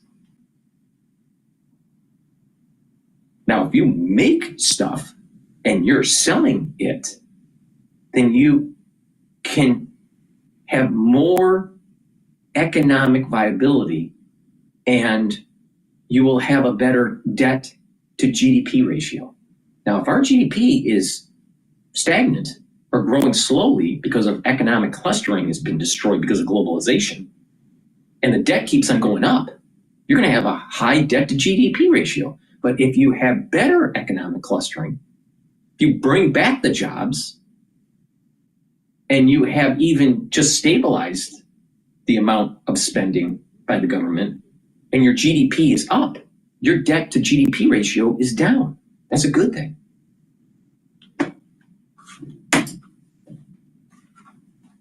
Were acutely felt by those industries that felt that competition, like steel.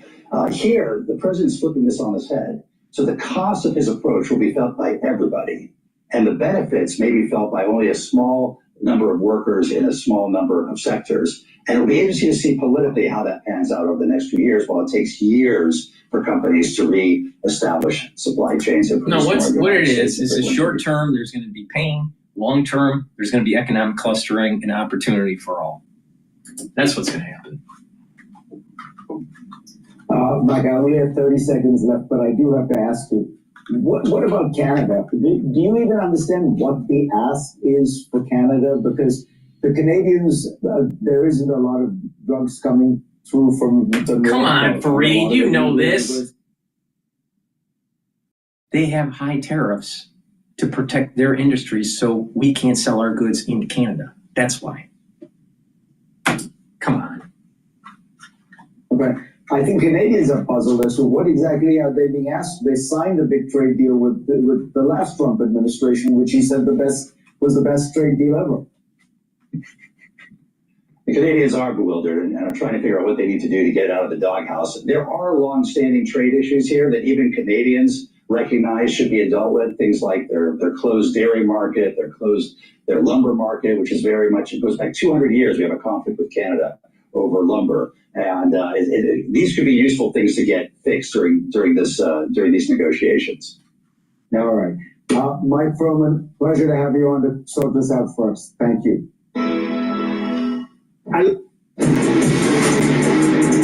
True vision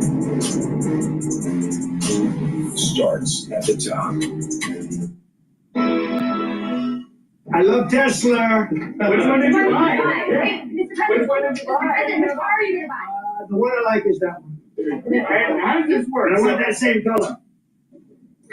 President Trump joked about buying a Tesla. Meanwhile, can you afford a new car? On Sunday, President Trump told NBC News in a phone interview that he, quote, couldn't care less if his auto tariffs cause prices to rise because people will buy more American-made cars. Some of the president's supporters claim his tariff and rights people are don't want to nothing. understand that it's about an economic clustering. You're going to have more mom and pop shops. You're going to have more people that start businesses. There's going to be more opportunity for the youth. It's about economic clustering, CIA.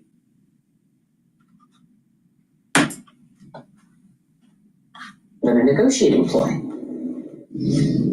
I feel like in some ways in the economy, this is kind of like a kitchen remodel or a bath remodel. There's a bit of a mess at the beginning, but everybody has a long-term look of where we're headed. It's going to be noisy for a little while, but we all know where we're headed, trying to reduce the prices for Americans and increase jobs. Okay, bringing the group chat back. Look at your eyebrows. Kitchen remodel. Do you buy it?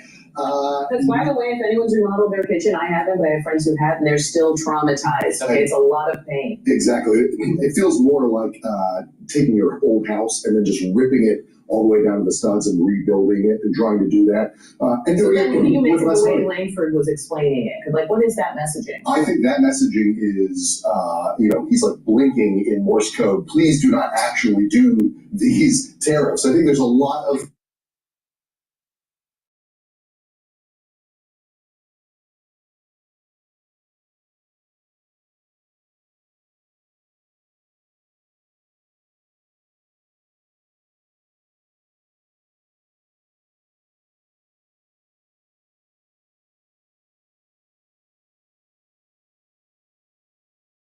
Concerns have remained fairly low. We do have Goldman economists now seeing a Fed cut in July, September, and November versus bets on just 2 cuts earlier this year.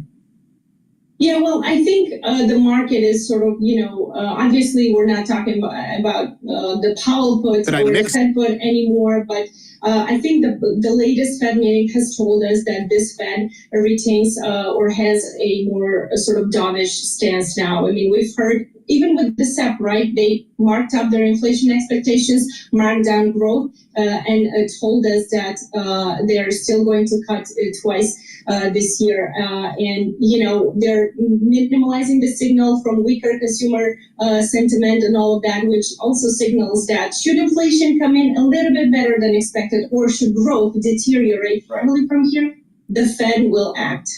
Tatiana, thank you so much. We appreciate getting a few minutes of your time. Tatiana Derrier, strategist for Markets Live on Bloomberg News.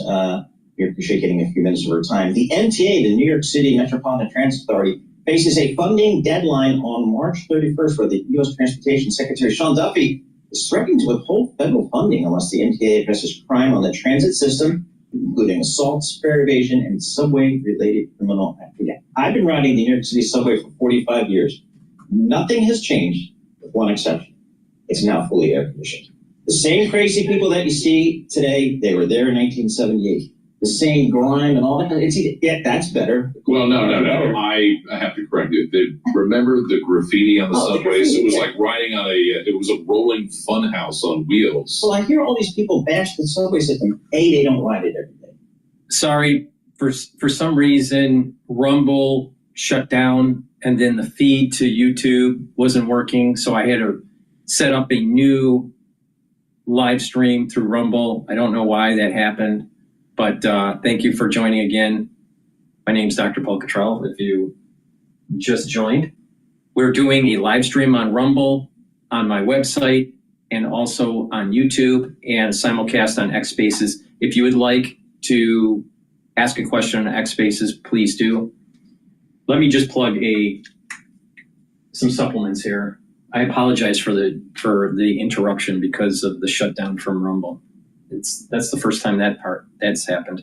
Please go to my store, the-studio-reykjavik.com, and get the magnesium and zinc to boost up your immune system. And also couple it with the vitamin C. You can take it separately, but it works better if you take them together. Vitamin C plus the magnesium. Vitamin C is an antioxidant, but also it's going to help to improve your immune system and your skin. So take them daily together. This is a great stack. If you buy $150 worth of product on my store, the-studio-reykjavik.com, you will get a free gift until supplies last. So please go to my store, use discount 5 and you get $5 off. So please go to my store, get the magnesium and zinc and the vitamin C, stock up to boost up your health and your wellness and your immune system. Another great stack, all right, that I have is the multivitamin and the olive leaf extract.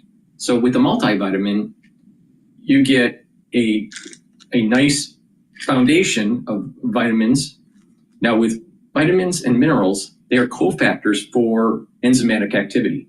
This is an easy to digest multivitamin. You should be taking this every day. Drink it with filtered water. And what is going to happen is that you'll have the concentrations that you need for the proper enzymatic activity. So your cells perform the way they should. And then taking the olive leaf extract is a dual purpose. It's going to help with your immune system and your cardiovascular health.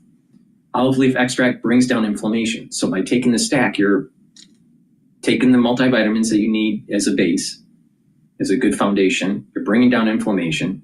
And olive leaf extract also helps to bring down LDL levels and increase your HDL levels. So it's helping with your lipid profile. By bringing down inflammation, it's going to help with your immune system.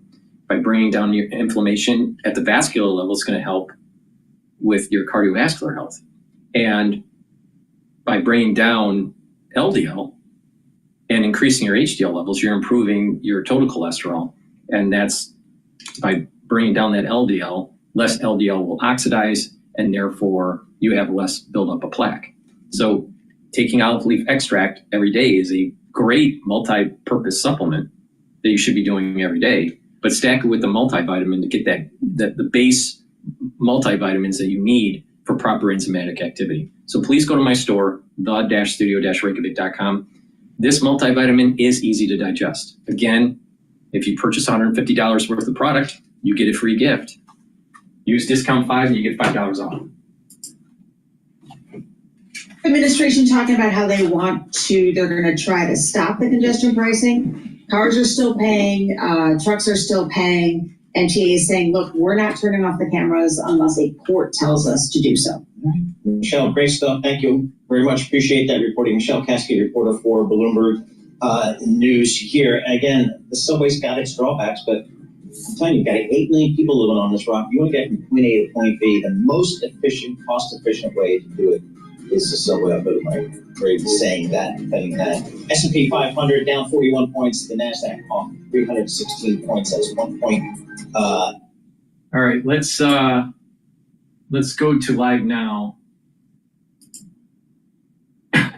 Has also threatened a 10% tariff on Venezuelan and Canadian oil, which is estimated to raise our gas prices by 20 cents a gallon. The administration has already imposed tariffs on aluminum and steel and other building materials, certain goods from Canada, like lumber and produce, all goods from China. These new tariffs will include a 25% new tariff on our closest trading partners, Canada and Mexico. Canada's already announced reciprocal 25% tariffs of their own on U.S. goods. New Jersey sells more goods to Canada than its next 3 largest foreign markets combined, totaling $8.4 billion in exports annually, all of which are under threat.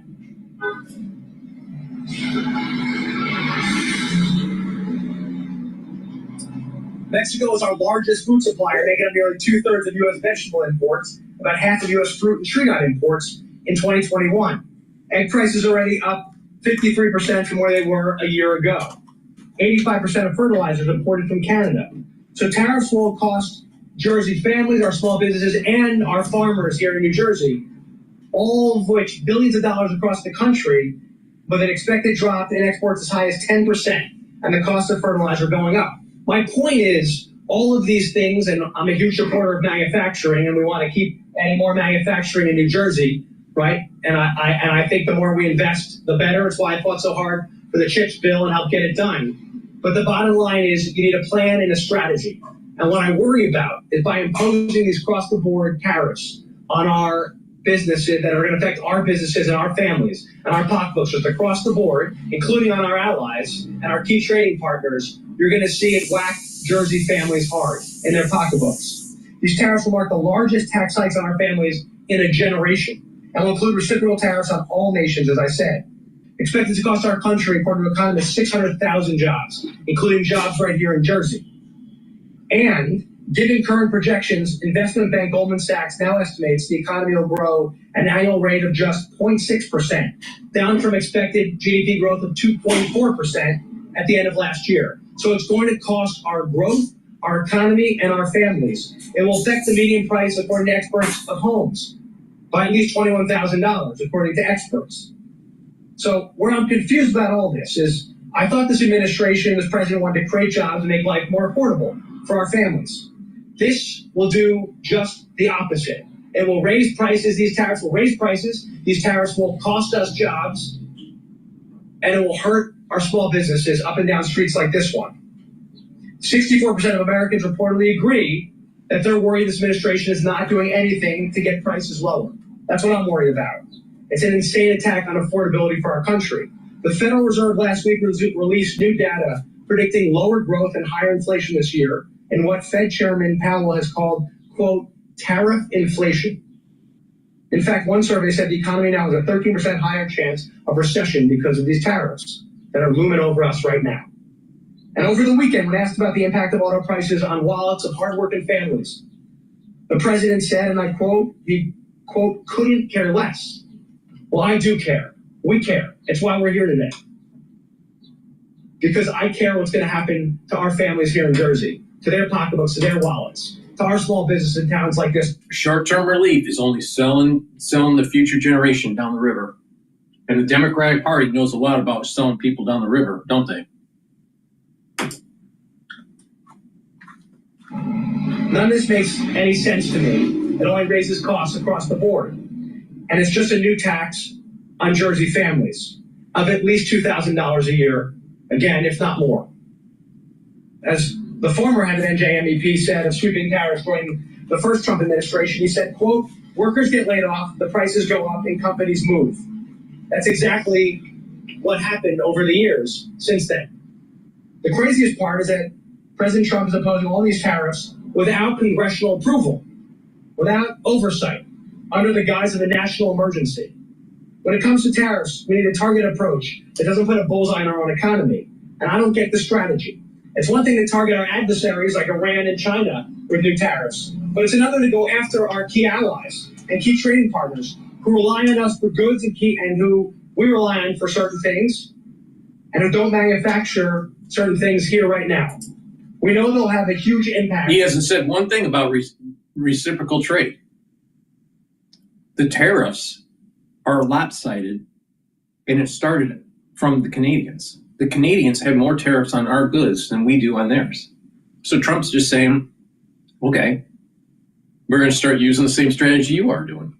So is he supporting unfair trade practices by Canada? That seems like what this representative from New Jersey is saying. But he's a Democrat and an idiot.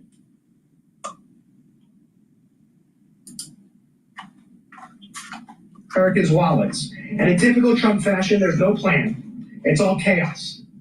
And chaos breeds uncertainty and higher prices and fear. So what most presidents have always done is they make the pitch to the American people and a Congress, which is in charge of trade.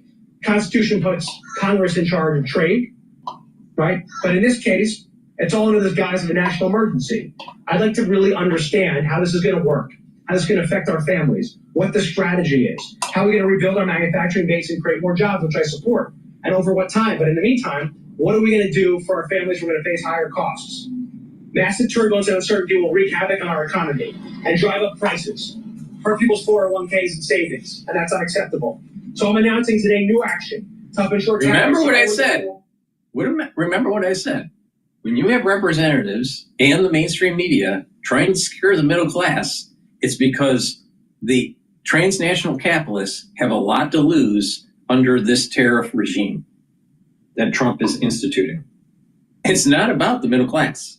They're trying to protect the transnational capitalists, the globalists, the multinational corporation. That's who this representative is protecting. He doesn't give a flying fuck about the middle class. In a strategic and responsible way, not targeting the success of our families, not targeting our key allies. First, I'm introducing the Reclaiming Congressional Trade Authority Act to require the president to submit a clear strategy to Congress to justify imposing tariffs for emergency purposes. As I said, Congress has the constitutional responsibility to regulate foreign trade, so the bottom line is the president should go to Congress and lay out his plan to Congress and to the American people, and not claim a national emergency by imposing tariffs on our key trading partners that will end up in higher costs for our families. The president wants to impose these sweeping tariffs that will impact millions of Americans. He has to actually have a good justification for doing it. And I'll fight tooth and nail to ensure hardworking families don't pay the price for this reckless action. Second, the president can't use vague threats of national security to endanger the financial security of New Jersey's families. Canada is not our enemy. I'm helping introduce the Prevent Tariff Abuse Act, which clarifies current law to make it explicitly clear that the president can't just impose tariffs under the guise of national security and a national emergency without actually proving that he needs it to Congress. We should be responding to hostile foreign adversaries, not crushing our families and small businesses, and not going after our key allies. I joined 46 of my colleagues in a letter calling on the president to reconsider the 25% tariff on imported building materials. Like that. Like steel. Those are imported building materials often. Right there. Driving by us. So I joined 46 of my colleagues in a letter calling on President Trump to reconsider the 25% tariff on imported. Why the hell aren't we making our own steel? Representative from New Jersey. Building materials from Canada and Mexico. Because, by the way, you know what that means when you impose 25%? It actually means prices of housing go way up. The cost of materials go way up. The cost of wood goes way up. And steel goes way up. That affects the construction of homes and repairs of homes. I joined Representative Rutherford in reintroducing the bipartisan Bicameral Helper Act to help lower the barriers to home ownership for those who devote their lives and careers to service. Our cops, our paramedics, our firefighters, and teachers. These proposed tariffs will do just the opposite and make it harder for those who protect our homes to own one of their own homes. Finally, any proposed tariff must be targeted, not applied broadly, without consideration for the nuances and impact on American jobs, including jobs here in New Jersey and families here in New Jersey. So I'm announcing a new online portal, where New Jersey families can go to this new online portal, and small businesses can go there and make their voices heard on how these tariffs will hurt them or are already hurting them. I will take these comments and send them to the White House and to the U.S. Trade Representative. And if they're smart, they'll listen to our family. When it comes to economy, you got to look at the short term and you got to look at the long term. But of course, he's only focused on the short term. Here in Jersey, and to our small businesses here in Westwood and across our state. This comment portal will be available starting later this week at gottheimer.house.gov/tariff.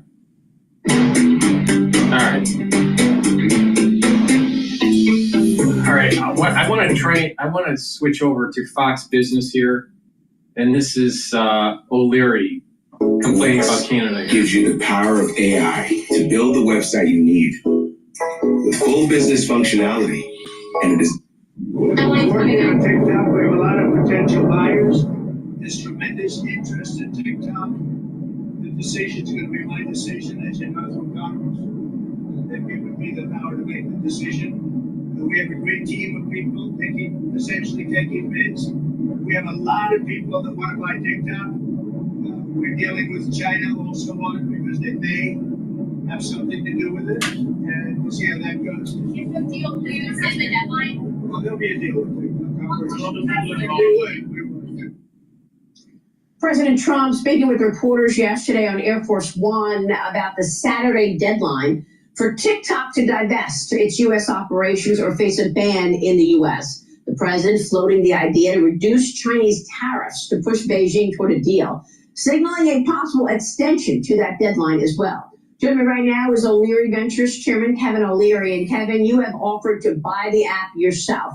Thanks so much for being here this morning. Where are you on this bid? Have you heard a response? Well, the president's right. There's a lot of interest. Frank McCourt and I put this in a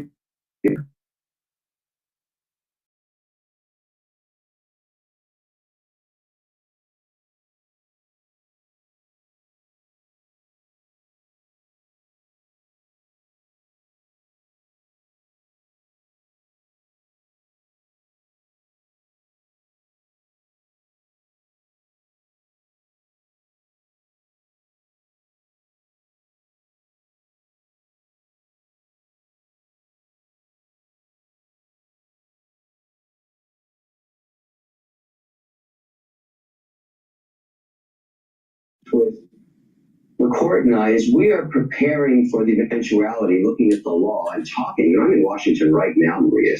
I mean, if you want to find out the status of lawmakers' views on TikTok, you just have to go to Cafe Milano and hang out there for an hour and a half, and you're going to get an earful from everybody of their opinion. And so at the end of which I did last night, there's a lot of lawmakers that want to see this asset completely disentangled from the Chinese code and ByteDance completely. So the interpretation of what the law says is key. Moving over that, as you're well aware, is $5,000 a day per user penalty. There is no company in the S&P 500 that could last more than 11 days without being bankrupt with that penalty. So we're trying to balance all this out. My attitude is, and I can speak for Frank on this one, we're here to help. Look, we'll work a deal any way we can, and if we're told we cannot use the source code or ByteDance can't be an owner or whatever Trump and Xi decide, we're going to work with that. But how do you ensure that if you don't have the source code, if you don't have a ByteDance, that you are going to have the same product, but you don't have the Chinese surveillance, propaganda, and everything else that comes with TikTok? Well, you have to write it from scratch, and that's been done before. You got to remember, Microsoft rewrote Skype from scratch. There's AI models now that can assist you to do that. Look at Instagram Reels. It's getting better every week. These models learn.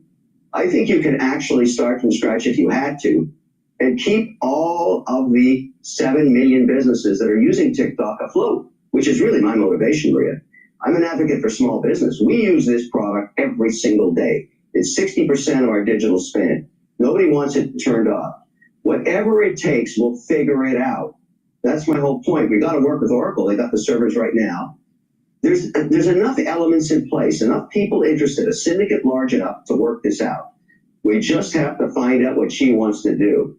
And Trump knows that, and he's doing everything he can to get him to the table right now. Now, the other alternative, which nobody wants, is what happened in India in 2020. She just shut it off. That's not a good outcome for anybody. But you got to remember, in the context of ByteDance globally, this asset's only about 9% of the value. So the shareholders there, you know, if that happens to them, okay, it's a loss of $20, $30 billion. I get it, but it's not the end of the free world for them. President Trump, meanwhile, spoke with the new Canadian Prime Minister, Mark Carney, last week. I want to get your take on this. Kevin, he posted about the meeting. He said it was an extremely productive call. We agree on many things, and we'll be meeting immediately after Canada's upcoming election to work on elements of politics, business, and all other factors that will end up being great for both the United States of America and for Canada. The call, of course, came after Carney bashed Trump and his tariffs earlier in the day. Watch this. We will fight the U.S. tariffs with retaliatory trade actions of our own that will have maximum impact in the United States and minimum impacts here in Canada. The old relationship we had with the United States, based on deepening integration of our economies and tight security and military cooperation is over. What do you think, Kevin? It certainly feels like Canada and the U.S.'s relationship has changed in a big way. We did a story earlier in the show about how Canadians are selling real estate in Florida right now. At NYU Langone Health, a single electronic health record gives you access to all of your doctors, lab results, images, prescriptions, and visits. The anti-U.S. rhetoric is being stirred up by Carney because his party That's right. devastated the country over the last 10 years. And the only way he can stay in power is to convince people he's the solution against Trump. So the rhetoric has never been hotter. And of course, he's 5 weeks away from an election. So he'll stir the pot any way he can. But let's not forget where Carney came from. He is a global elitist. He's a supporter of carbon taxes. He said he'll remove them from consumers, but he's going to double down on business in Canada. And that decimated. You got to remember, Canada actually only grew under the Liberal Party 1.4% in 10 years. The economy's wiped out. One of the reasons Canadians can't go to Florida is his party wiped out the value of the dollar, down 41%. Canadians can't afford to go to Disneyland anymore. So Carney's doing it the very best he can to say, look, I will save you against Trump. And he throws the rhetoric out every day against him, a man named DrPaulCottrell, who's also trying to be elected as a conservative. They're both in a crazy rhetoric, an anti-American rhetoric, that will go away the minute this election's over. He will get on a plane, whoever wins, fly to Washington, and start working on what I call NAFTA 3, which is the right thing to do. I might add that Senator Kennedy of Louisiana gave an eloquent presentation about why tariffs between Canada and the United States should be zero. I listened to it. It made a whole lot of sense to me, and I think it'll make a lot of sense to Canadian people as well as soon as this election is over. Will Carney win? Who knows? But he's backtracked like crazy on all the liberal parties. Whether people trust him or not will be the determination, because he certainly was he advised Trudeau for the last 5 years. And so the idiot king is gone, but is Carney any better? Nobody knows yet. Well, let me get your take before we go, Kevin, on these tariffs. The president's reciprocal tariffs will kick in on Wednesday at midnight. What are you expecting? Obviously, markets are, hyper nervous about this, and we're seeing some companies unable to give us a real guidance for the 2025 calendar year because they don't know what it's going to cost them. How do you think this lands? I take the positive view, Maria. I believe this is the beginning of negotiations. 17 states in America, their largest trading partner is Canada. 75% of Canadian output is purchased by Americans. It would be stupid for these two countries to go to war together, not when they've been married for over 100 years. This is a tiff. It's a marriage, and they're having a little tiff. That's what I say. So as soon as this election's over, which is unfortunate for the Canadian people right now, the negotiations will begin. We should have no tariffs on the 49th parallel. It should be an open market and the best companies win. That's combining the two economies to everybody's benefit. That would be a behemoth that China could never catch up with. All right, we'll be watching. We'll see. You think it's all? Please go to my store, the-studio-reykjavik.com. I'm going to be talking about a stack here that's really important for your bone health and your cardiovascular health. Take the D3 and the K2 MK7 molecule, take them together, and when you take in calcium, either through a supplement or through drinking milk, do resistance training and you're going to build more bone density. Also, K2 and D3 are really important for your cardiovascular health. They'll slowly pull out that calcium depositing around plaque formation and also diminish new calcium depositing around plaque. So take the D3 and the K2 together, take it with also the multivitamin or the vitamin C and magnesium or the magnesium and zinc. Taking magnesium with the D3 and the K2 MK7 molecule is more beneficial for you. Now, for the ones that didn't know that. Now, the cardiovascular stack can be improved further by taking the nattokinase. It'll break up clots because it's fibrinolytic, but it also will help with your lipid profile. It'll lower LDL levels and increase your HDL levels. So nattokinase stack it with the D3 and the K2, help with your cardiovascular health. Take the D3 and the K2, resistance train, taking calcium, and you'll build more bone density. And taking the supplements that I have that have magnesium in it will help with also the D3 and the K2. But you should be taking a multivitamin as a base anyways. So take that stack. If you spend $150 or more on my store, you get a free gift until supplies last. I'm not going to tell you what the gift is, but please go to my store, the-studio-reykjavik.com.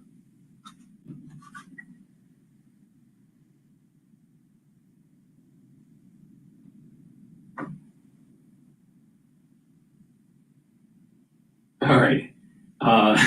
Let's go to Carvel, because Carvel is so accurate with Trump. Not. And Carvel's just imploding.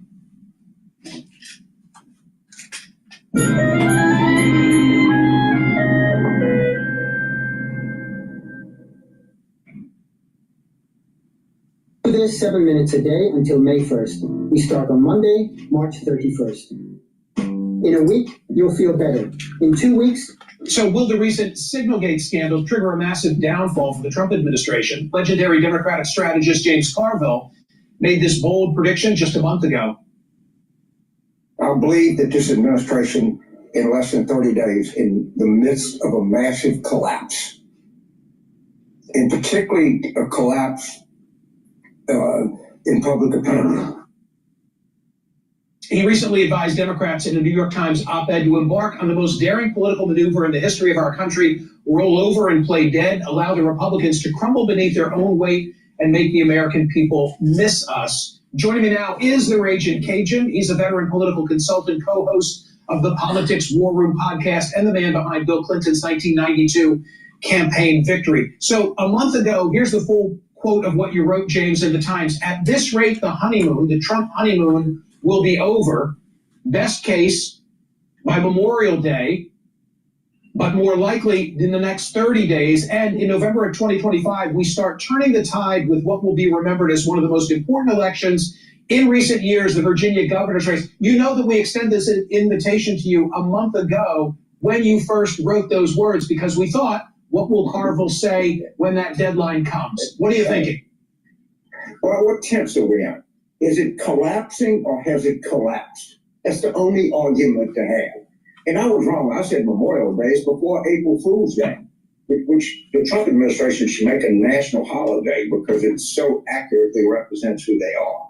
So I'm not really, we're not arguing. We look at what's happening in the markets. We look at what happened on Signalgate.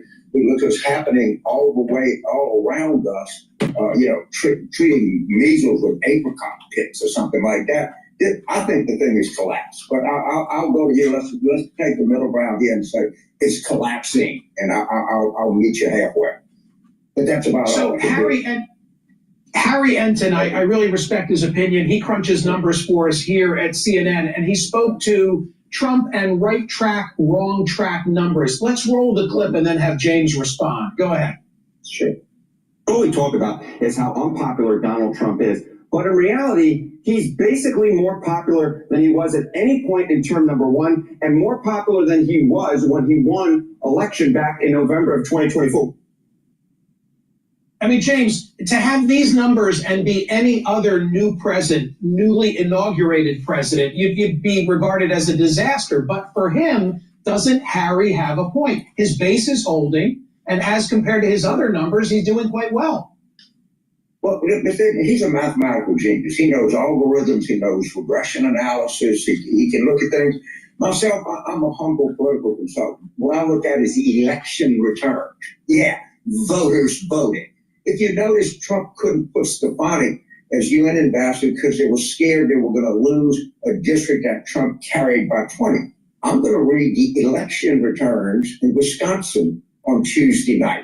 I'm not going to do a regression analysis or anything or complicated mathematical formula. So I guess what it comes down to, I'm just too dumb because I'm a guy that believes that winning an election is the most important thing there is in the United States. When you wrote in the Times and you spoke of rolling over and playing dead, you said, allow the Republicans to crumble beneath their own weight and make the American people miss us. But if the approval rating of the Democratic Party is at 29%, according to CNN's data, who's missing Democrats right now? They might be upset with Trump, but who's really missing the Democrats?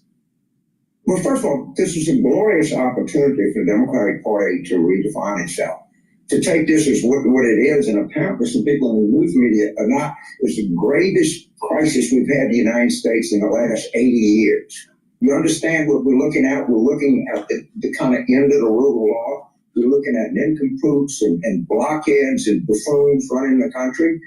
And if Democrats, and again, I had no idea, I thought I'd have to wait longer for the imminent collapse. It happened even faster than I could imagine. So I don't know exactly what we're arguing about. They won't run in a plus 20 district. I don't think they're going to do that well in Wisconsin. Let's see what happens in Florida.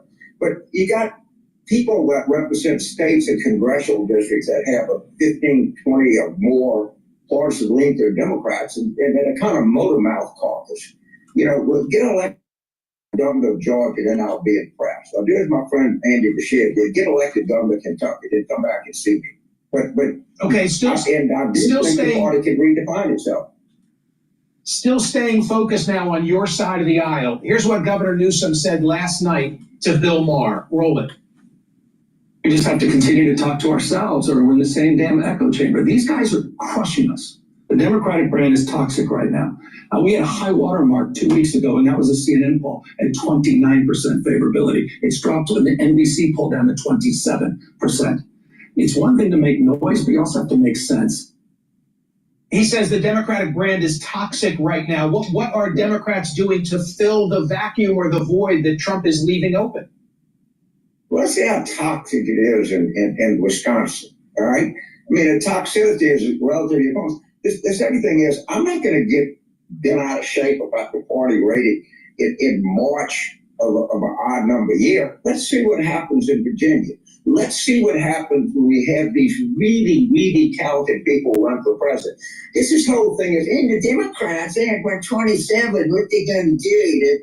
They have a chance to redefine themselves, to talk about issues that matter to people, and get away from this idiocy, this plus 25 Democratic identity politics, which hurt us more than anything. But I think we're away from that. And I think you see some real talent. But it doesn't matter what the party rating is. What matters are elections. I cannot drive that point home enough. There did a movie about me, and I love the title. Winning is everything, stupid. And the reason people don't like the Democrats is we didn't win. And until we win, I'm not going to like the Democrats. Final comment. This comes from a critique to your Times op-ed of a month ago, the Muhammad Ali, the rope-a-dope strategy. Put this on the screen. Mr. Carville makes some very good points today. However, looking down the road, how can we undo all the damage to our country, our citizens, our allies inflicted by their actions? It most likely will take decades to reverse this damage, reserve this damage, but I'm correcting it for them. In the past, we could count on the judicial branch to protect us. Now we are in Never Never Land. It's just so bizarre. This person says these are no times for rope-a-dope strategy. You get the final word. Well, I think he's a very intelligent person, and I don't know how long it'll take us to unring this bell, because that's what we have to do. But again, if we're smart, and we Muhammad Ali, and we knock him out in the 7th round, I'll be plenty happy enough with that. I'm just calling on Democrats to be strategic, not to be emotional, to understand what the dynamics are. That if you look at this whole Signalgate thing, you think it's going to be over? You think people that are stupid are going to stop being stupid? You think people that are buffoons are going to stop being buffoons? No, they're going to keep doing that. And you're looking at Stephen Miller running the foreign policy and defense policy of the United States. Take a look at that guy. Go look him up. Look at a picture of him and tell me, does this guy really, you really want him running the show? Is that where you are? I'd love to get him on this program. Yeah, I want him on this program on a split screen with you, and let's have that conversation together. I have to run. All right, Michael. We'll do this again in 30 more days. Thank you, sir. Checking in now on your social media comments. What else has come in during the course of the program? Republicans and Trump are dismantling our government, but leave it. Please go to my store, the-studio-reykjavik.com, and get the structural nano silver gel. I have two types, one in the tube form or one in the quick dispenser. Have some at home or at work. Really important. You never know when you need it. It'll help to heal a wound, a cut, an abrasion, a minor burn. You can apply it on your skin daily as a daily skin routine. You can apply it on your skin after you shave. Women, if you shave your legs, apply it after you're shaving to reduce the razor burn. Guys, after shaving your face, apply it on your face and it will soothe your skin. Also, if you're not feeling well or people around you aren't feeling well, because it's the season, guess what? Put it on your hands, put it around your mouth, around your nose, around your eyes, around your ears, lightly coat your nostrils. It stays active for 5.5 hours. It's a dual purpose product. Please go to my store, the-studio-reykjavik.com, get the structural nano silver gel. And if you purchase $150 worth of items, you will get a free gift until supplies last. So use discount 5 and you will get $5 off any order. So please go to my store, the-studio-reykjavik.com, and again, purchase $150 worth of items and you will get a free gift. Okay, let's take a look at Al Jazeera talking about Trump's administration. Yeah. Now, in China, the mainland markets did not fall by as much. They fell by just under 1%, but that is a tighter, more government-regulated market. And the Chinese government has also pledged more government support and to stabilize stocks given the extended trade war with Donald Trump and the US this year. Katrina Yu, Al Jazeera, Beijing. Still ahead on Al Jazeera. Flights have been cancelled, several services disrupted across Belgium. We'll explain what's behind the disruption. All righty, let's take a look at the news here. All right, Trump teases retaliation against Putin for stalling Ukraine peace talks. All right, here we go. Elon Musk is set to visit the CIA today at the request of John Radcliffe, the director, to discuss the government efficiency at the Bureau. Our next guest has met with Musk a number of times since retiring from the CIA. Fox News contributor, former CIA guy himself, Dan Hoffman. Dan, what could someone on the outside be working to do with the CIA on the inside, being that he's not an intelligence officer? How could they become more efficient? Well, I think first and foremost, if there's one thing I learned at CIA is that the agency is really known for innovation. And really, Elon Musk is one of the most innovative entrepreneurs of his generation. And so I think you'll see some affinity there as they discuss their views of the world. It's a chance for CIA to brief up Elon Musk a little bit on how they work, and I'm sure there'll be some closed-door meetings. And also a chance to discuss Elon Musk's vision for bringing some efficiency to the U.S. government. Make no mistake, there'll be concerns on the part of CIA officers. They're never shy about raising them. Of course, it's not subjected to public scrutiny, but they'll be asking, I'm sure, about reductions in our foreign service and civil service and the impact that might have on government operations. I mean, is there a lot of wasted money in the CIA? A lot of it's clandestine money that you guys need at your ready to pay bad guys to give up bad guys. Look, the budget's incredibly small. Human intelligence is really cheap, especially when you compare that to the cost of like one missile that we might use to strike some Houthis, as we did recently. Also, there's very extensive oversight from the House and Senate intelligence committees, and so there really isn't an issue, at least from my experience of waste, fraud, and abuse at the CIA. But that said, it's a good thing to have this discussion, and the CIA is always looking to ensure that we use the government's money, the people's money, as efficiently as possible. All right, let's use the rest of our time to talk about the stunning revelations over the weekend. Vladimir Putin went out of his way to question Vladimir Zelensky's credibility as president, as if he's not a legitimate president who doesn't win legitimate elections. And this really ticked off Trump. He spoke about it this weekend because now he's really mad at Russia. Watch. So I wasn't happy with that. think he's going to be good.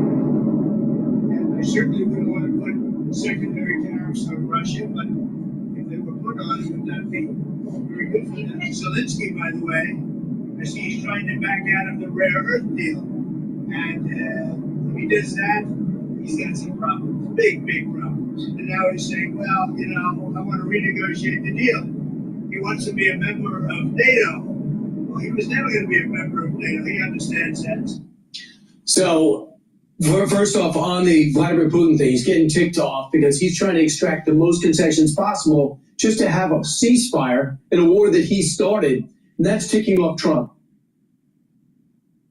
Yeah, and it should be. And look, there's a little bit of irony here that Vladimir Putin, the KGB operative in the Kremlin, is criticizing Zelensky for not holding elections when Putin, in fact, hasn't held a real election in Russia over a quarter century. And look, I think what Putin wants to do is make it appear as if Zelensky's government isn't legitimate, so that when down the road in the future Russia breaks the next agreement, they can claim they did it because the government of Ukraine that signed the deal wasn't legitimate in the first place. And it's just a way for Russia to put more pressure on Ukraine. Look, for President Trump, it's extremely hard to bring an end to a conflict where neither side is won and neither side is too fatigued to carry on fighting. And that's, I think, what we're seeing right now. Putin's pressing maximalist demands, and we need to push back. Real quick, are these secondary sanctions, for example, on India and China for buying Russia discounted oil, is that going to be effective? Will he feel that? I never felt like when President Biden made those sorts of threats before the war that they would have deterred Putin, and they didn't. And in this case, look, Russia swiveled their economy to India and China. I just don't know that economic pressure at this point is going to do it. Russia is experiencing an unbalanced wartime economy, but I don't think that's going to stop Putin from carrying on with this brutal invasion of Ukraine and raining down hell on Ukrainian civilians. What might stop him is to continue to arm Ukraine and give them the munitions they need to carry on the fight. That might be the only answer, unfortunately. We'll see if we get there. And if they want to keep fighting, they got to draft 18-year-olds. They just know they start at 27. They need fighters. Thanks so much. Appreciate it. So President Trump is set to speak with Russian President Vladimir Putin again this week after accusing Russia of stalling on potential peace agreement with Ukraine. He says he wants a regime change first in Ukraine. That's not going to happen. Maddie Rivera is live from the White House with the latest. Maddie. Hi, guys. Good morning. President Trump used perhaps some of his strongest language yet against Russian President Vladimir Putin. This comes after Putin called for a transitional government to replace Ukrainian President Volodymyr Zelensky. The president then said he would consider imposing secondary tariffs on Russia if he believes it were at fault for not reaching a ceasefire in Ukraine.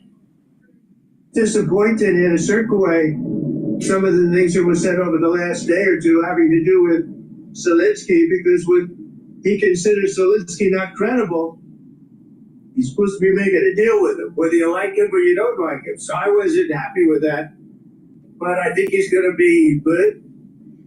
And I certainly wouldn't want to put secondary tariffs on Russia, but if they were put on, it would not be very good for them. But the president is also criticizing Zelensky, who he says is now trying to reverse course on a rare minerals deal. This was that agreement that the president and Zelensky were supposed to sign last month before a blowout in the Oval Office. After that spat, Zelensky said he was ready to move ahead with the deal. Now the president is suggesting there may be more snags. I think Zelensky, by the way, I see he's trying to back out of the rare earth deal. We made a deal on rare earth. And now he's saying, well, you know, I want to renegotiate the deal. He wants to be a member of NATO. Well, he was never going to be a member of NATO. He understands that. So if he's looking to renegotiate the deal, he's got big problems. The president also threatened consequences for Iran if a new nuclear deal is not reached. He tells NBC News it will be bombing the likes of which they have never seen before. There's a chance that if they don't make a deal, that I will do secondary tariffs on them like I did 4 years ago. Iran's president, though, is ruling out direct negotiations with the U.S., but indirect negotiations are still on the table. Lawrence Ainsley and Brad. All right, thank you. He says if Russia is to blame, if you buy oil from Russia, if your country does, you can't do business in the United States, and there will be a 25 to 50% tariff on all oil. and says he's angry with Putin. You found out he was pissed off. Well, yeah, this was the moment that was going to be bound to happen. And I encourage people to have patience with the president as he set up the deal. Because at one point, Putin was going to overplay his hand, and which he did. And the moment after the president got Zelensky to the table, crafted this deal, it was a little give and take. Now Putin asked for something ridiculous, and of course the president's hammers comes right down. Yeah, so he says what he'll do is anybody who buys oil, they're sustaining themselves by selling oil at a discount rate to India and China predominantly, not that they need to sell it to Iran, but to their allies. And a lot of people are just taking it. South Africa, for example. So now he says, if you do business with them, just like he's going to do with Iran, now we're going to sanction you. That's going to get complicated because we're friendly with India, and they're friendly with Russia. But that's what that's something that might be able to get their attention. Also, we got to arm up Ukraine, maybe give them additional arms and lengthen this process a little. Dan Hoffman weighed in. There's a little bit of irony here that Vladimir Putin, the KGB operative in the Kremlin, is criticizing Zelensky for not holding elections when Putin, in fact, hasn't held a real election in Russia in over a quarter century. And look, I think what Putin wants to do is make it appear as if Zelensky's government isn't legitimate, so that when down the road in the future Russia breaks the next agreement, they can claim they did it because the government of Ukraine that signed the deal wasn't legitimate in the first place. And it's just a way for Russia to put more pressure on Ukraine. Russia is experiencing an unbalanced wartime economy, but I don't think that's going to stop Putin from carrying on with this brutal invasion of Ukraine and raining down hell on Ukrainian civilians. What might stop him is to continue to arm Ukraine and give them the munitions they need to carry on the fight. That might be the only answer, unfortunately. And also, Zelensky agreed to this minerals deal with the United States. And Donald Trump says now he wants to renegotiate. And he says if that happens, there's going to be a big problem because they've already worked that out. Because it's two prongs. How you attack Putin is two ways. If he's not going to agree to peace, then you attack him two ways. You go after his economy. You got the sanctions as well, and you got the fact that they're selling the oil. So you take that portion, but you also, in response to that, have to give Ukraine the weapons as well. The president's made it very clear he wants peace, but if Putin, he got Zelensky to the table. If Putin is stepping away from the negotiating table, then here we go. So essentially they said no oil, no energy infrastructure, and no Black Sea. That would be giving incompetence measures towards maybe a 30-day ceasefire. But they're already hitting them in the Black Sea, and over the weekend they were blowing up hospitals, the Russians were. How about this? Iran, we also put them on notice. You got 2 months to decide if you want us to get rid of your nuclear program or you want to get it on your own. Well, guess who's giving all the Russia drones? Iran. Yeah. Now, if you find a way to take out that drone factory, that could kill 2 birds with 1 stone. We'll see if that happens. I'm Steve Busey.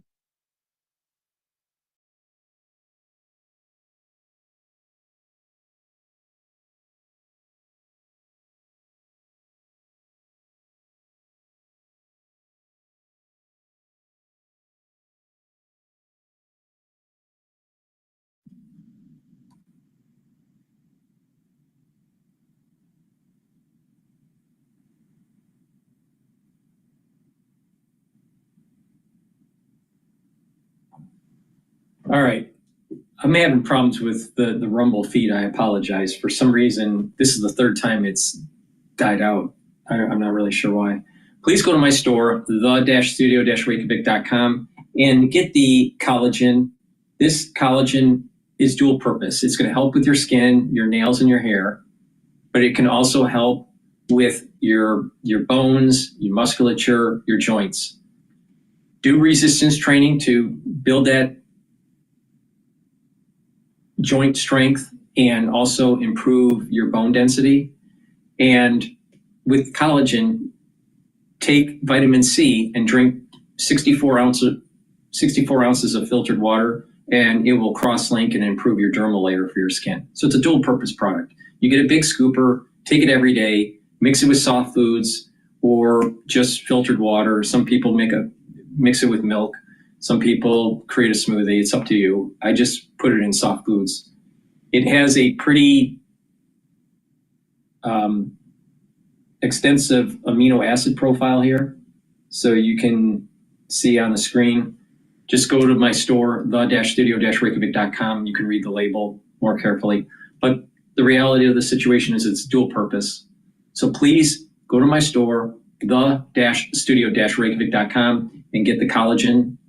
Take it every day and improve your different systems.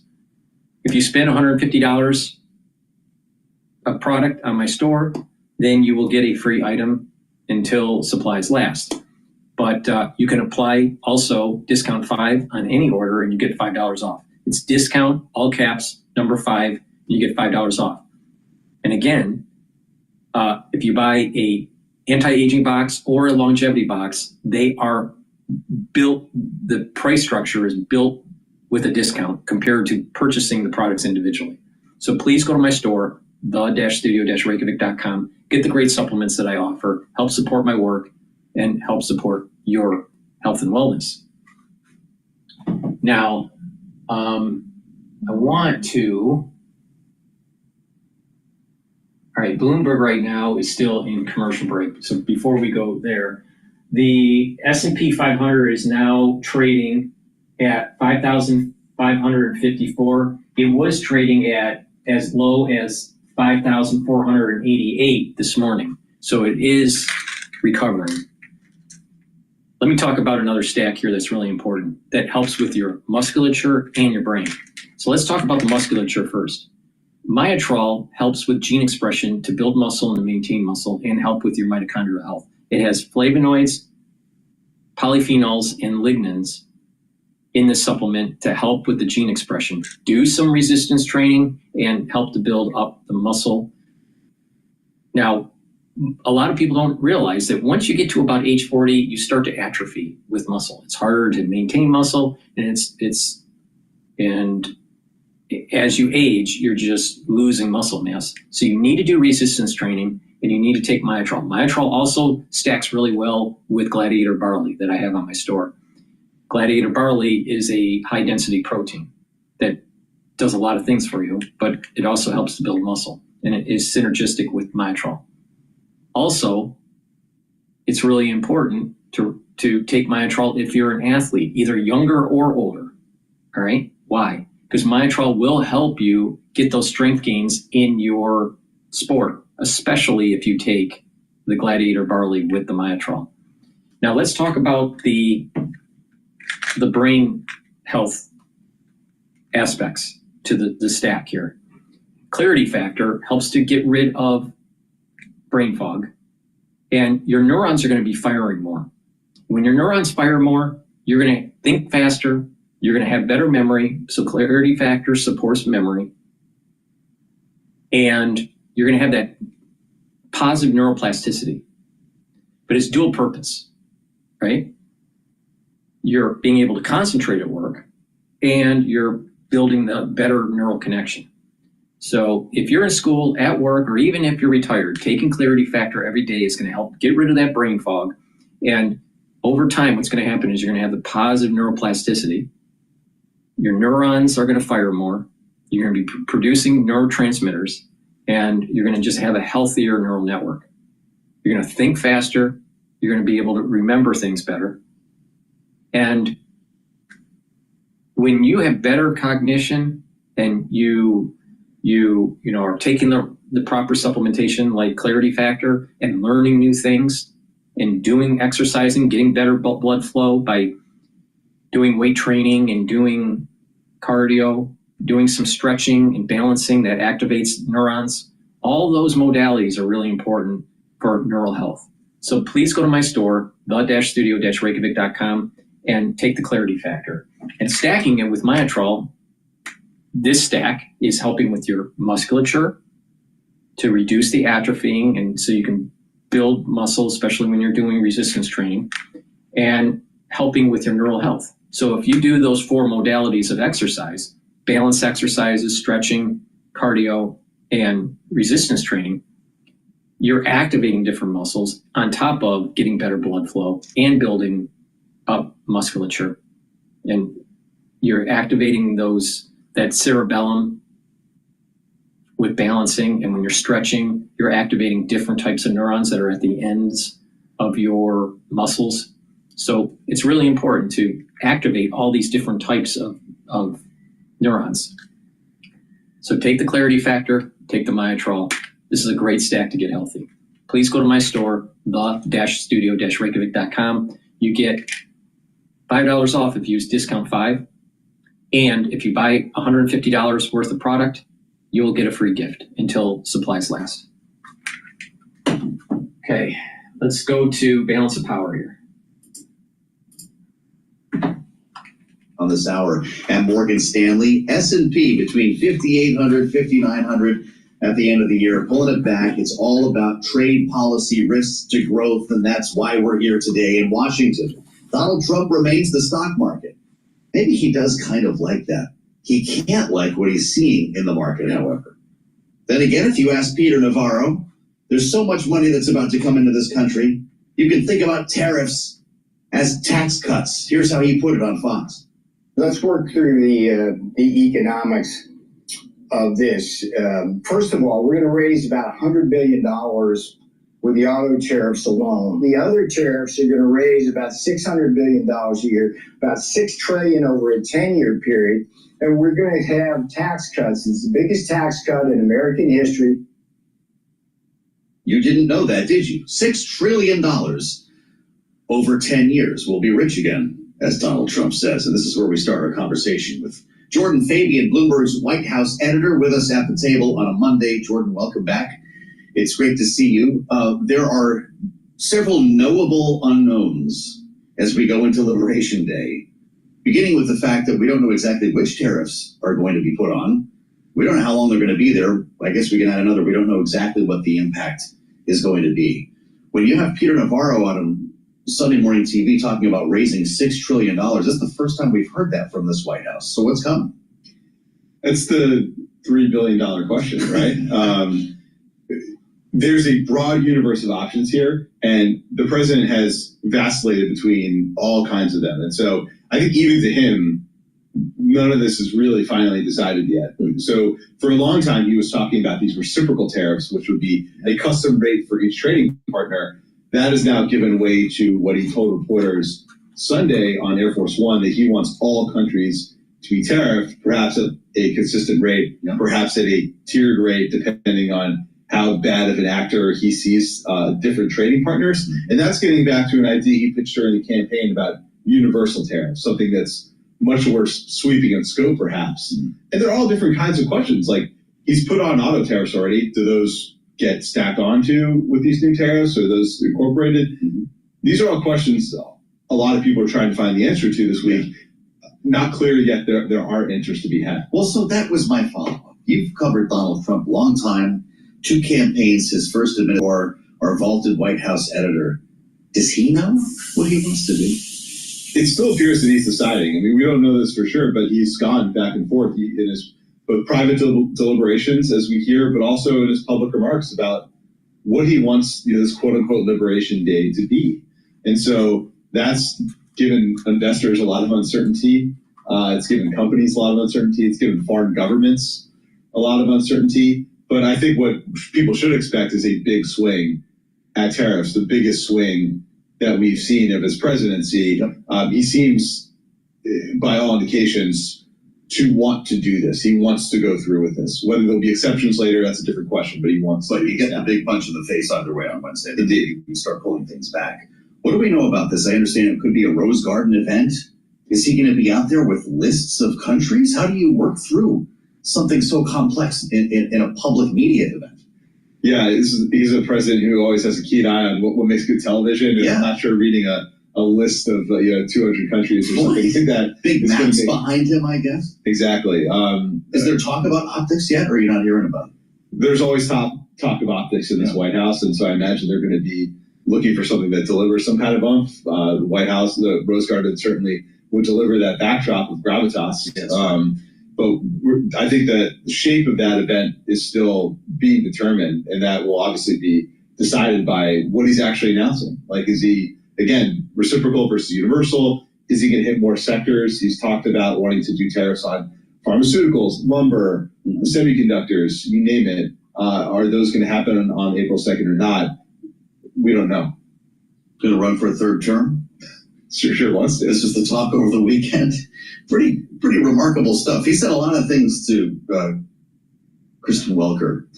A lot of people, he said, want to see him serve a third term. A lot of people want me to do it, but my thinking is a long way to go. I'm focused on the current, I guess referring to this term.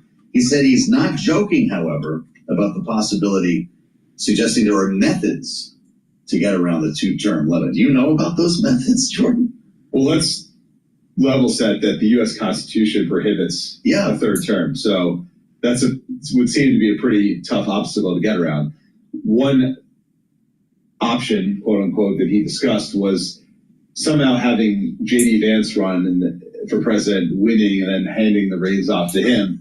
No one seems to have asked J.D. Vance if he's wanting to do that. Correct, yeah. Not to mention if that's even legal. This is how it was presented to him in the interview, right? This is the idea. And I guess that's something that's being talked about by his advisors. But all right, look, I mean, this is just, we're in kind of uncharted territory here with the Tariffs, wanting to run for a third term. There's not a lot of guardrails over there. Well, it's kind of crazy. It's not even 100 days yet we're having this conversation. Let's see where we're at. Maybe a couple years in. With regard to the Signal group chat story, I don't know if we get another week out of this or not, but the Wall Street Journal certainly tried to go at it with Mike Waltz, as I'm sure you saw. There was an interesting piece in this story about what might be left. Two officials say Waltz has created multiple other sensitive national security conversations on Signal with cabinet members. Do you know about any of these? And could there be another development here? Look, if the contents of those were to leak out to the public, it certainly would fuel the story again, especially if there's sensitive or classified information contained in those. I mean, there was another drop over the weekend that I guess the Defense Secretary Pete Hegseth was inviting his wife into certain meetings where sensitive national security information matters were being discussed. So, this is an administration that made it clear from the get-go they don't want to work within the existing parameters, and that includes, I guess, sharing of sensitive information. And so would not be surprised if more of that came out. Can I ask, because people are listening to this right now, they don't know what your world is like. Are you getting Signal messages from White House officials, not with classified information, but just with as a point of contact with sourced information? Is this done all the time? Yeah, I mean, I would say it's pretty common for government officials to use all kinds of reporters in their phones. Yeah. That you could fat finger in a chat like this. Sure. Yeah. I mean, it's definitely plausible. Whether that's actually what happened, I think is, that seems to be what people are saying, but remains to be seen. Will we find out? Remember, they were going to put Elon Musk and a lot of smart people on this, right? Are they actually investigating it? Having the National Security Council investigate itself, that would sort of indicate that this is not going to be the most investigation, but I guess we'll see. Understood. Yeah. We're talking about Liberation Day, along with all these other things I'm making you uncomfortable about. What is this week going to go down as for this Trump administration? Like, this is the week of weeks, right? This is the big deal that he has been working on since the campaign trail. We can talk about border, mass deportations, but this is his favorite word in the dictionary. Yeah, and look, this is a week that has the potential to really alter the global economy and the way it's been set up for the last 70 years. I mean, the U.S. has been on this track of, having a fairly open market, trying to work with trading partners, and this could change all of that this week, depending on how big it goes. The markets are certainly factoring that in, right? Just take a look at Wall Street. With Jordan Fabian at my side, many thanks, Jordan. Great to have you back. Bloomberg's White House editor with a lot to work on. I think we covered about 7 stories there. Our vaunted White House editor. I think that was the word I was looking for. I'm glad you're with us here on the fastest show in politics. We're going to turn to Tick. All right. Let me talk about a great stack to help with your neurons. NAD Plus is a supplement that you can take that will boost up your NAD Plus levels. Now, NAD Plus helps by increasing your energy, but also it helps to repair DNA damage, either at the cellular level or at the mitochondrial level.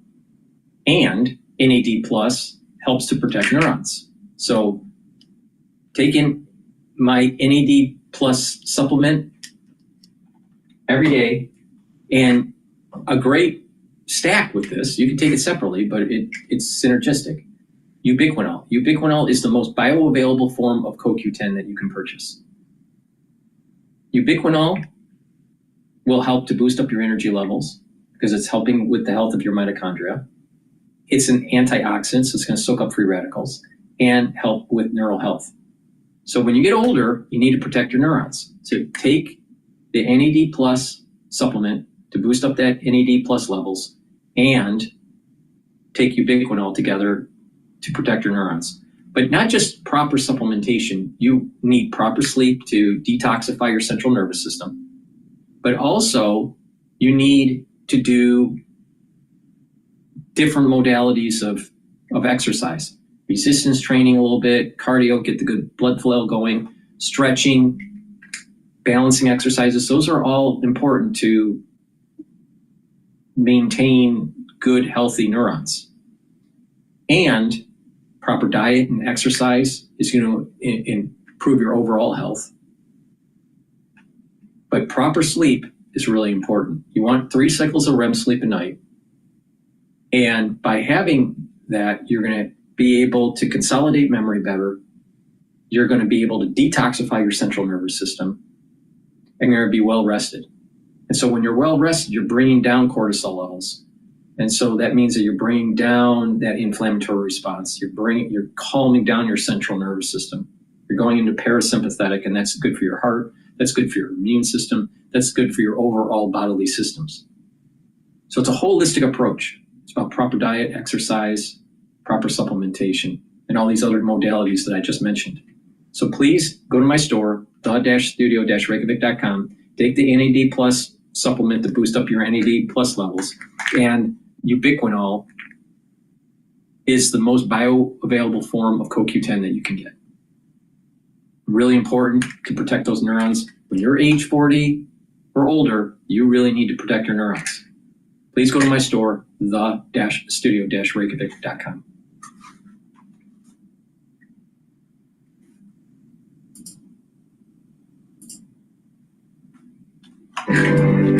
In watching Al Jazeera, reminder for our top stories this hour.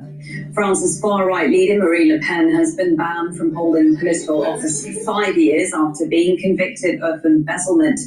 Le Pen was also given a 4-year jail sentence, but will not spend any time in jail. A judge ruled 2 years of her jail term would be under house arrest with an electronic tag, the remaining 2 years suspended.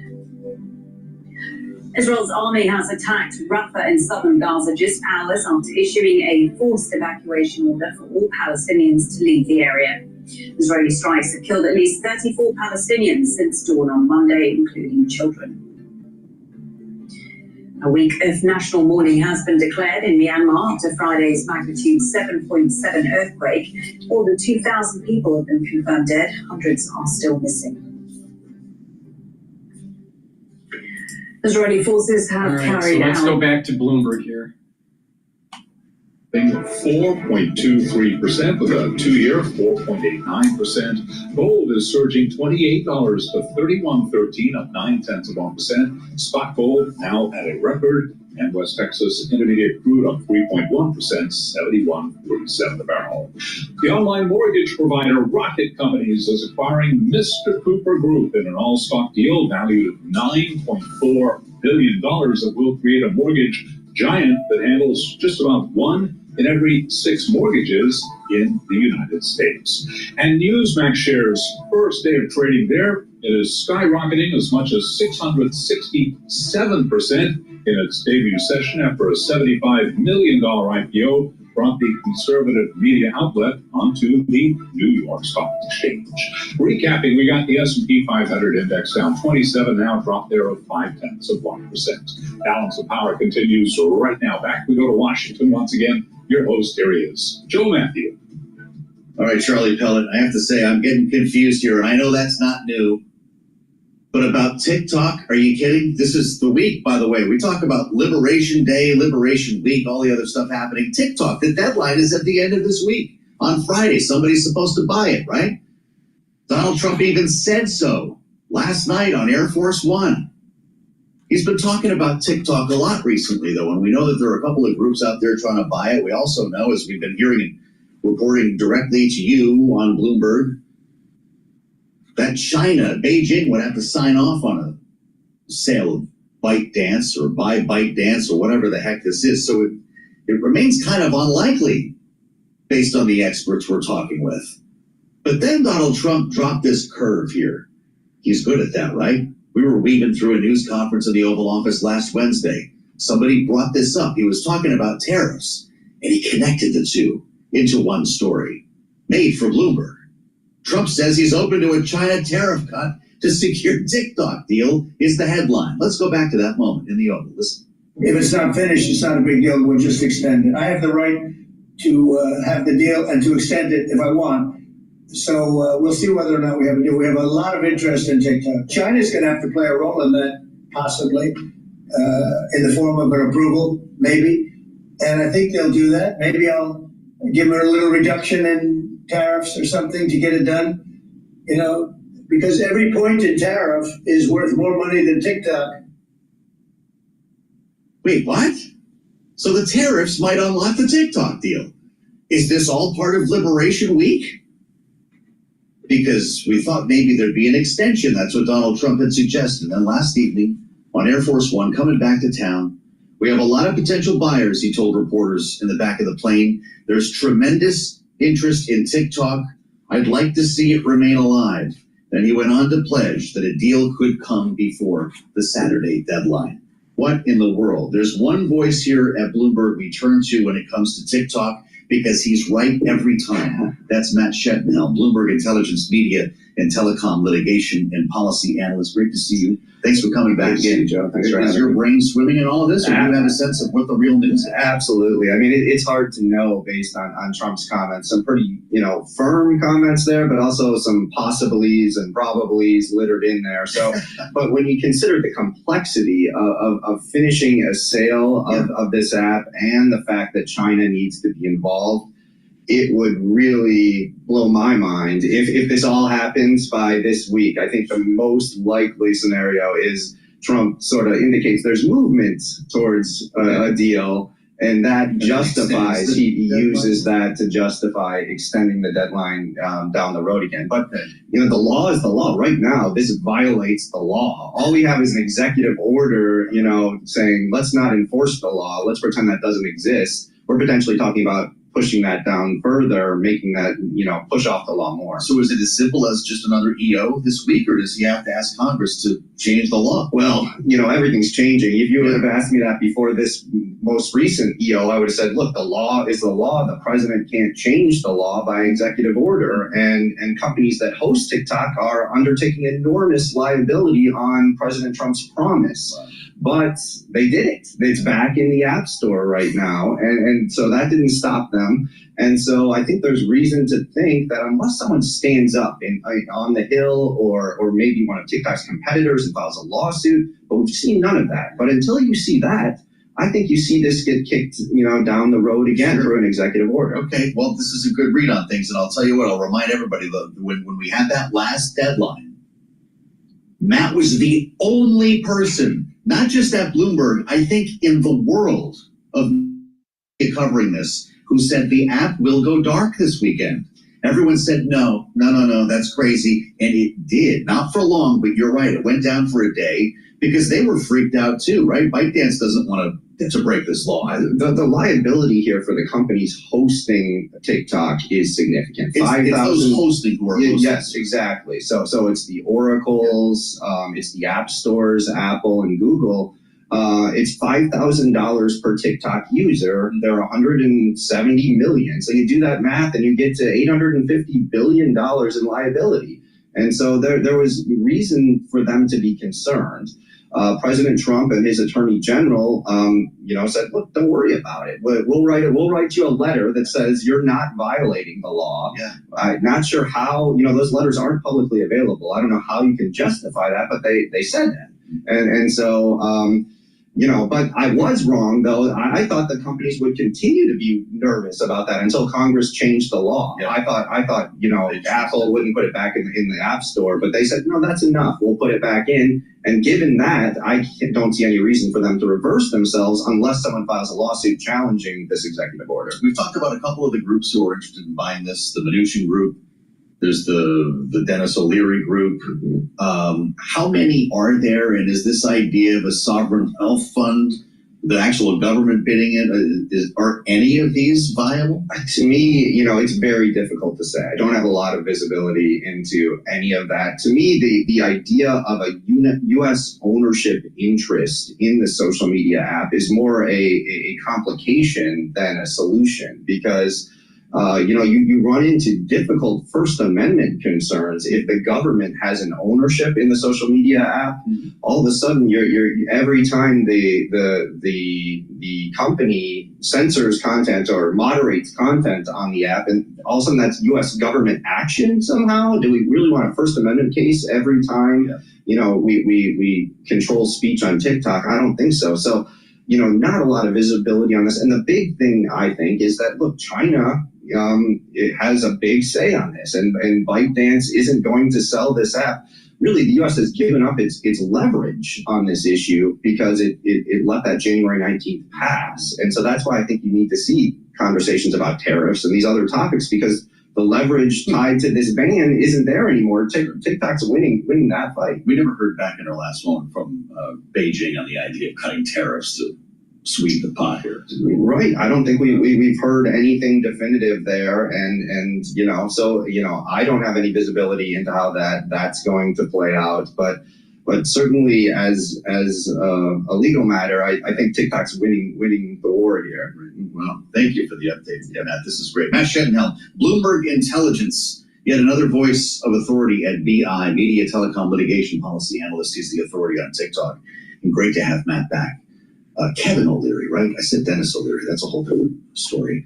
I'm Joe Matthew in Washington. As we talk about markets, your reaction to the Trump policy, what's going on with regard to tariffs, is just another tough day here on the markets, although we have seen an enormous improvement since this morning. S&P 500 down 16 right now. The NASDAQ is down 186.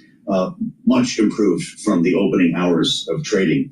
But I'll tell you what, Mike Wilson at Morgan Stanley is pulling back on his forecasts for the S&P 500 for growth overall. He talked about it earlier today on Bloomberg. Listen. Everybody's looking for like a final piece here. This is gonna take time, and not unlike a lot of the other policies that have come out this year. Like this is what we kind of signed up for, right? I don't think what the president has done has really been surprising. All of the policy changes so far have been growth negative. And that, we've likened this to a new CEO coming in, right? They want to restructure the company. They're restructuring the company. They're going to kitchen sink it. And then they're going to try to make, their plan work for next year. So this is going to take some time. And, this level that we're at now is critical from a market standpoint, not so much from the administration standpoint. I think that's also something to acknowledge. It's also very on brand for Trump to take a maximalist approach in the very beginning, but how messy could it be if he comes in with this maximalist, aggressive approach, and then we have retaliation from trading partners? Well, look, this is the NAFTA approach. So, you said the best alternative to a negotiating agreement, and the BATNA, and that is classic negotiating tactic. You come in way over here to the right with the hope of kind of settling in the middle. So I don't think that's unusual either. The response from trade partners is that means they're engaging. Okay, so that's how you get people to engage in your discussion. You come out with a big splash. They have to come to the table and negotiations begin. We're not even at the table yet. Okay, so that's why this is going to be very uncertain for a period of time. I think some countries think that they are at the table because they sent a few representatives here the past few weeks, but I agree with you. It really hasn't started. So what do you do if you're an investor? Well, you've done what we've sort of done. You avoid the areas that are going to be most affected. Consumer discretionary goods, and that area has been hit the hardest. So maybe that's getting a little bit extreme. I would say, defensively positioned, high quality. That's been our core portfolio. Now we've made some trading calls lately that would have gone against that. Some of those worked, some of those didn't work. But I think at this point, you want to be up the quality curve. You want to be in businesses that can kind of mitigate some of these concerns. You have pricing power. You have the ability to kind of move production around. You can take inventory on to kind of buffer this for 60 or 90 days, which you've seen all of those mitigation strategies, something we wrote about in our note today. So those are the kind of companies we want to own in this period of time. I do believe there will be a clearing event at some point this year, but we're not there yet. Some of the changes you have made that aren't working, let's talk about them. International, DAX this morning, down 2%. Nikkei overnight, down 4%. International starting to turn. Subtle change. from where we were over the last month or so. What's changing? Well, that's right. And so last week's note, we kind of made the call that the U.S. probably does better than these other regions because at the end of the day, those regions you mentioned are most sensitive to global trade, particularly Japan. So the fact that that was down 4%, I think, is another sign that, hey, actually the market now is laser focused on this tariff or trade issue as opposed to some of the other issues that it's been kind of worrying about here. So that relative value, if you will, still looks good to us. It may happen in a down tape, okay, which is also something to consider because the U.S. is still the highest quality market in the world, and in a uncertain world, high quality will outperform. Mike Wilson speaking to the markets on Bloomberg surveillance. On Bloomberg TV earlier this morning, chief U.S. equity strategist at Morgan Stanley cutting his targets now, largely because of the Trump tariff policies that we're talking about. S&P 500 between 5,800 and 5,900 at the end of the year. Currently on Wall Street, the S&P is down 16 at 55.64 as the markets pull off their lows of the session. We'll assemble our panel next. We have much more to talk about that we haven't touched yet this hour. Elon Musk on the stump in Wisconsin ahead of a critical election, a statewide election tomorrow that we'll talk about coming up next with Rick Davis, Stephanie Murphy here on Bloomberg.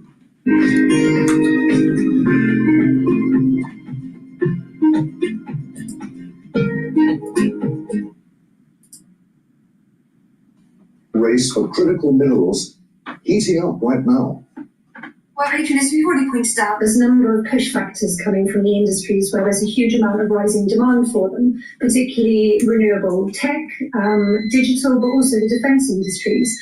But why now is a particularly interesting question because, of course, when we look back in time in 2015, when the Paris Agreement was signed, we already knew that there was going to be a huge rise in demand for these minerals globally. However, it seems that Chinese industrial strategy was already on the track to becoming one of the big players in all of these supply chains. And they took the Paris Agreement very seriously. They saw that there was going to be ramping up of demand for these. And so they were able to put themselves vertically across all of the supply chains for these really key minerals for these industries. Whereas Western nations kind of relied on market forces and they didn't invest in quite the same way. So they were a bit falling behind in that race. And that's something that's really become acutely obvious in the last few years. What do you make of President Trump's decision then to ramp up domestic production of these rare earth minerals? Does the US have enough of them in the ground? And is that going to help the US stop its over-reliance on China? I mean, let's be clear, America is a very resource-rich country. There are a lot of minerals there. But first of all, many of those minerals are located in areas which are of huge, significant importance for America, either biologically or culturally. And so it may be that it's not in their interest to dig some of those up. But nonetheless, they don't have all of the minerals that they need for their own economies and technologies. And so at the moment, it's really imperative on America to be going out and doing what we term friendshoring, which is essentially talking to other countries which are rich in the minerals that they need and establishing relationships which will allow them to be part of that supply chain.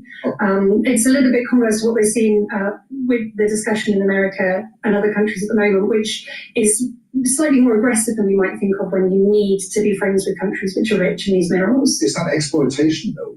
Particularly when it comes to nations like the DRC in Africa? Yeah, I mean, there's certainly an exploitative element to this, and it's not just DRC. We've seen that DRC have been approaching America potentially for a minerals deal in order to help them with their own military situation in the east of the country. But Ukraine is a very prime example of this as well. The US seems to be capitalizing on the situation there, offering essentially aid for trade. But it's part of a broader model. These aren't the only countries which are in the US's sights. Obviously, we have Greenland, which, in fact, there is no military reason there for them to be engaging, but the proximity is potentially a threat if they were to annex that, and Canada too. China also has its eyes on, did you call it friendshoring there with nations in Africa? So you've got potentially these two superpowers competing for the same rare earth minerals on particularly the African continent. Is that going to spell trouble in the future? Yeah, I mean, the friend part of friendshoring is really important here because Actually, when it comes to these resource-rich nations, countries, particularly in the continent of Africa, are kingmakers when it comes to these minerals. And so ultimately, there will come a time when they're going to be able to pick and choose from the best of what's on offer. And that's why a friendly approach is really important. And what does a friendly approach ultimately constitute? Well, probably high ESG standards, higher than potentially the Chinese companies are offering. Because it's really going to be up to these countries to decide ultimately who is going to be there to exploit those resources, how they work together. But also the value addition piece is really important. The Chinese model up until now has been very much based on extracting the minerals and taking them back to China where the value is added through production and then eventually manufacturing quite often. And in the future, I think it'd be quite important to resource-rich countries that they see some of that value staying in the country and that some of the production, potentially the manufacturing, takes place there too. Okay, you've got the US and China then racing to secure as many of these rare earth minerals as they can. China in the lead at the moment. Where's the EU in this race? Is it still on the starting line? It's a good question. I mean, obviously, the EU just over a year ago passed its Critical Raw Materials Act, which was its own answer to, I suppose, the US's IRA and the China's Belt and Road Initiative, with the idea that it would help ramp up domestic production, but also diversify supply chains. Is it on the starting line? To a certain extent, yes, it is. Only this week we've seen the European Commission release a list of what it calls strategic projects, which are projects within the EU which are going to receive backing from the Commission in one way or another to fast track. And we haven't seen the list of strategic projects which are outside of the EU yet. I suspect that that's partly because, of course, it's a much tougher conversation with countries which are outside of the European Union to decide how it is that you'll take projects forward. But in terms of being on the starting blocks, I think what's really important in the EU context is that the European Union's ESP has always been our high climate commitments, our high environmental commitments. And until the EU really starts to capitalise on those, I think it will remain on the starting blocks because it simply doesn't have the same financial heft as the US and China. And what concerns me at the moment is that it's not really walking the walk in countries such as with the DRC, where it has the Memorandum of Understanding with Rwanda, which kind of demonstrates that those ESG standards aren't really high on the list of ambitions, and also in Serbia, where there's currently protests against lithium mining, but the EU is still going ahead with its agreement there. It's been really good to talk to you on Counting the Cost. Many thanks indeed for being with us. Emily, I understood there in Boston. Thank you. I'll tell you, when it comes to rare earth metals, it's going to be whoever procures the resource is going to do well in the future economy. That's for sure. Now, let me talk about a supplement that's really important to take every day. All right. Gladiator barley or heirloom barley. Why? It's a high density protein.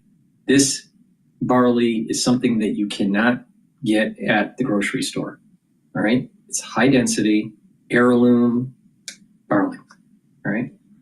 Now, the product heirloom barley will help to detoxify your body, bring down inflammation. That's important for your immune system and your cardiovascular system, and soak up free radicals through superoxide dismutase. Take a scooper or a half a scooper every day and mix it with soft foods or filtered water. Some people even make a smoothie out of it or mix it with milk. It's up to you. And the other product is Gladiator barley. Now, the differences between the two are basically this. Gladiator barley gets all the benefits of heirloom barley, but you also get strength benefits. So if you're an athlete, young or older, take Gladiator barley to build muscle. It'll help to detoxify your body, bring down inflammation. That helps with your cardiovascular health. That helps with your immune system and helps you to recover after your workout. So take Gladiator barley if you're younger or older athlete. It also has superoxide dismutase to soak up free radicals. Really important. All right. Now, if you're older and you're not an athlete, taking Gladiator barley and doing some resistance training is going to allow you to build up muscle. That's important. This couples really well with Myotrol because Myotrol, as I was saying earlier, Myotrol helps with the gene expression to build muscle and to maintain muscle. Gladiator barley is the high density protein as the building blocks to build that muscle. So when you take Gladiator barley, you're going to see muscular gains, even if you're not an athlete. But if you are an athlete, taking it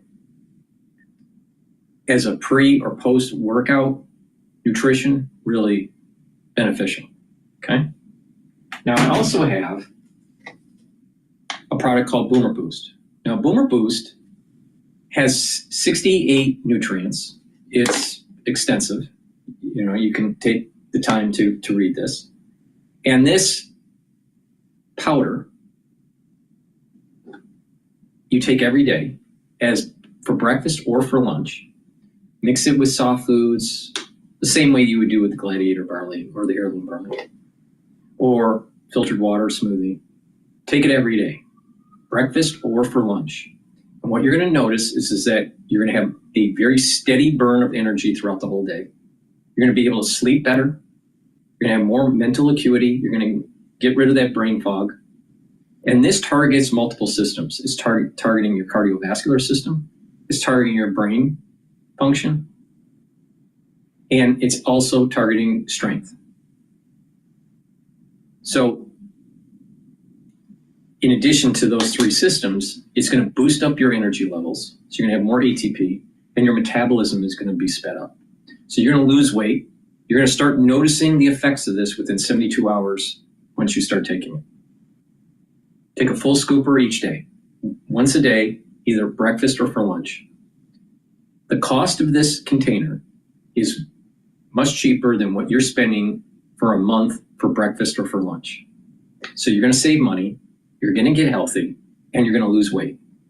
Now, you can stack this with, you can take it separately, or you can stack it with Gladiator barley or heirloom barley. Now, the benefits of the stack is that you're going to be able to control your A1C levels better. Plus, you're bringing down inflammation, you're detoxifying your body, soaking up free radicals with superoxide dismutase. Now, if you take this together, the Gladiator barley and the Boomer Boost, you're getting all the benefits as you were getting from the heirloom barley. But with doing resistance training, you're going to gain strength even more. This is a great way to fuel your body pre or post workout if you're an athlete.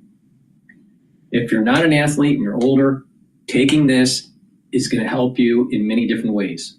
Doing proper exercise, proper diet, taking this supplement every day, a scoop of this a day, a scoop of this a day, take it for your breakfast or lunch, and do some resistance training. You're going to gain muscle. You're going to have energy. Your metabolism is going to be revved up. You're going to improve your cardiovascular health. You're going to improve your brain function. And your metabolism is going to be sped up. You're going to lose weight, and you're going to be controlling your A1C levels. That means you're going to control your blood glucose levels. It's a very powerful stack. So take this every day, get healthy.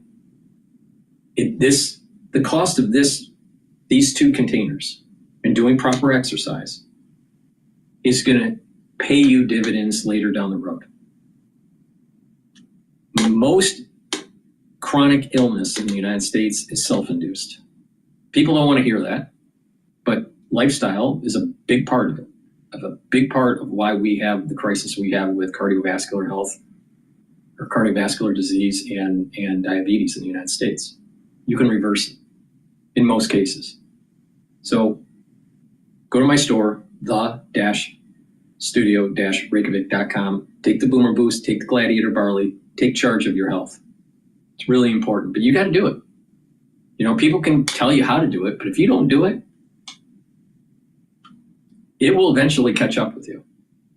All right? You don't want to be a patient that is in heart failure. You don't want to be a patient that is in the late stages of diabetes leading to kidney failure and heart disease and all this stuff, right? You don't want that. Then it's too late to reverse it.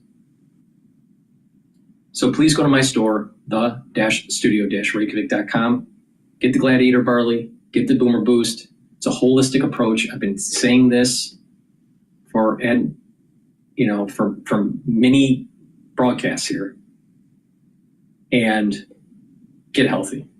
Now, I have a box called the Longevity Boost Box, where you can get your choice of barley, Gladiator barley or heirloom barley, and you get the Boomer Boost. It's at a discount, built-in discount price. It's cheaper to get the longevity boost box than it is to purchase the Gladiator or heirloom barley or the Boomer Boost separately. All right. So it behooves you to, if you want to stack, get the longevity boost box and use discount 5. Now, if you purchase $150 worth of product, you will get a free gift. All right. I'm not going to tell you what the gift is.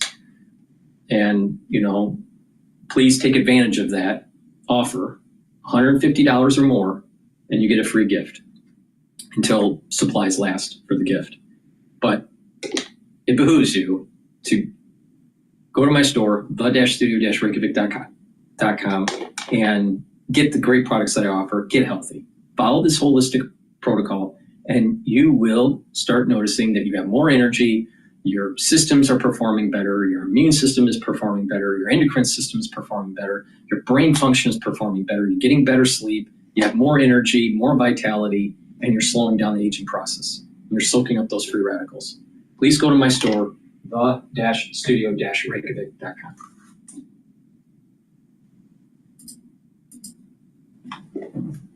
Pain trail, and we should note that Wisconsin's Attorney General did weigh in on this last minute bid here. The state Supreme Court turned down the Attorney General and allowed Elon Musk to go ahead with the giveaways to people who could prove that they were voters.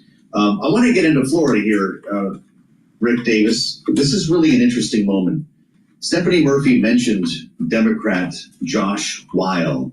He's raised 10 times more than Republican Randy Fine. And this is a district in, of course, MAGA Florida that Donald Trump won by like 30 points. We don't really believe a Democrat can win this, do we?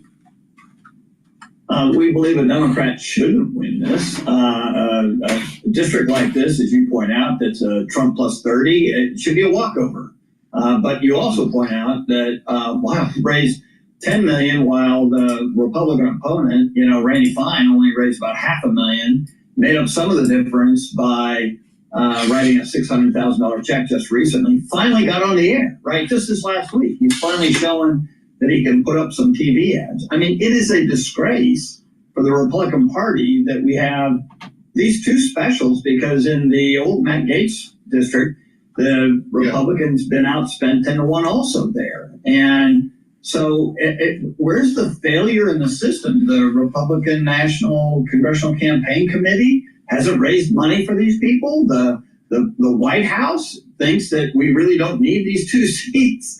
I mean, like, what's going on? I mean, it's the craziest thing I've ever seen. It really took Tony Fabrizio to write a memo saying, hey, we could lose these seats and get creamed in the midterms if we're not paying attention to what's going on in Florida. And my guess is it's pretty late to get in the game, but the good news for Donald Trump and the Republican Party is that, the demographics are hard to get over. Joe, a very different district in Florida, and I would just love to hear from you if this is a matter of the candidate or something bigger that's happening in a district that seems like Rick is pointing.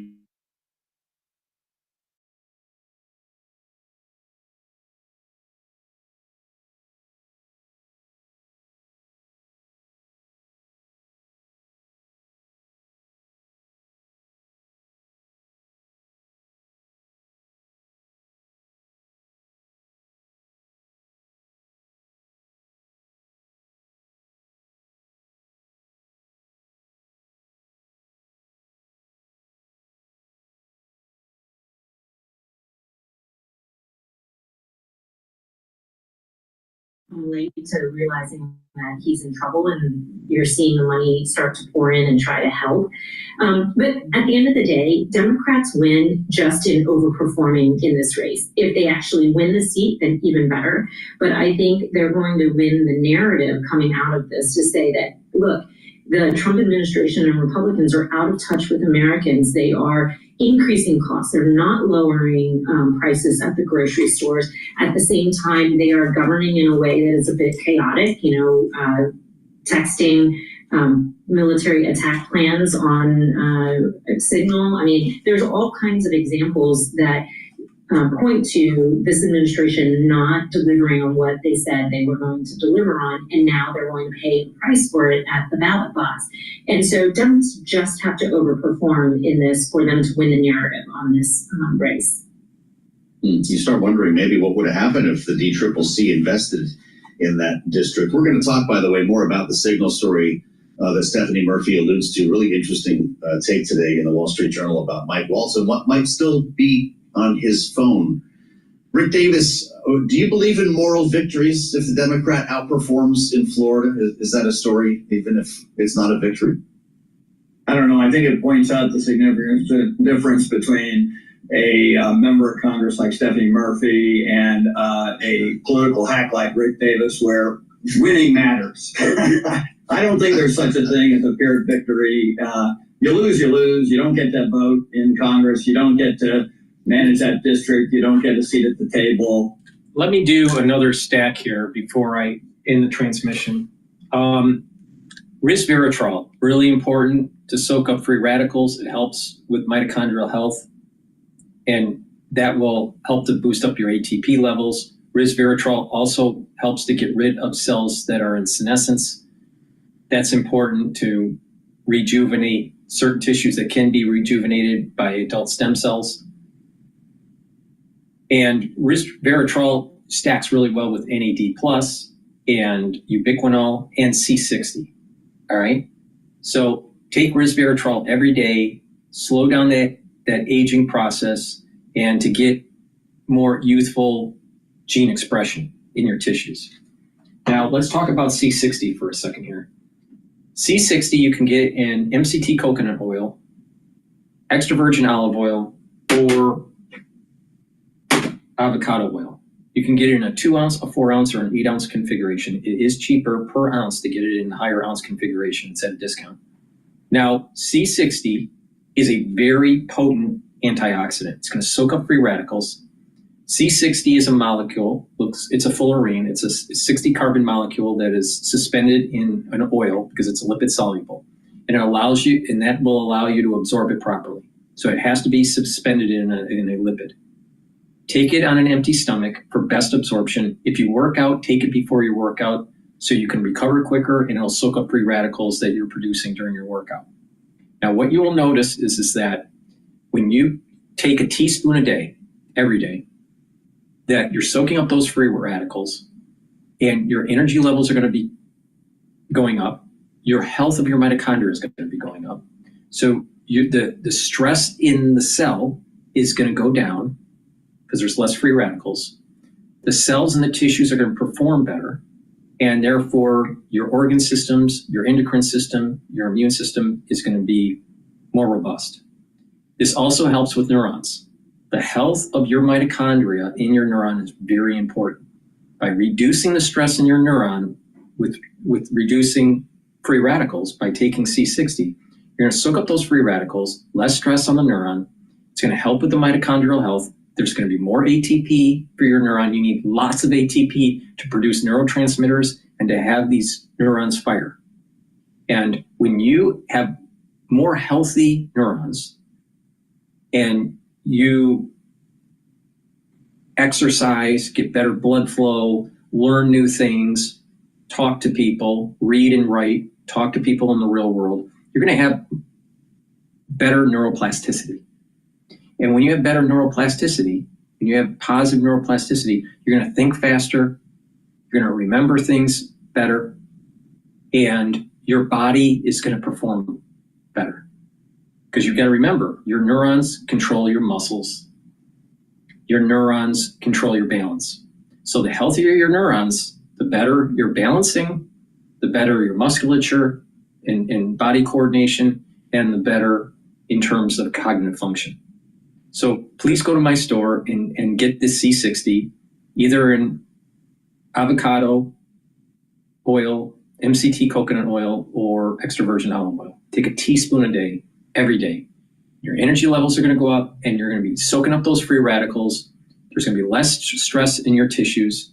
And also, you're going to see that your body is healing, and you are slowing down the aging process.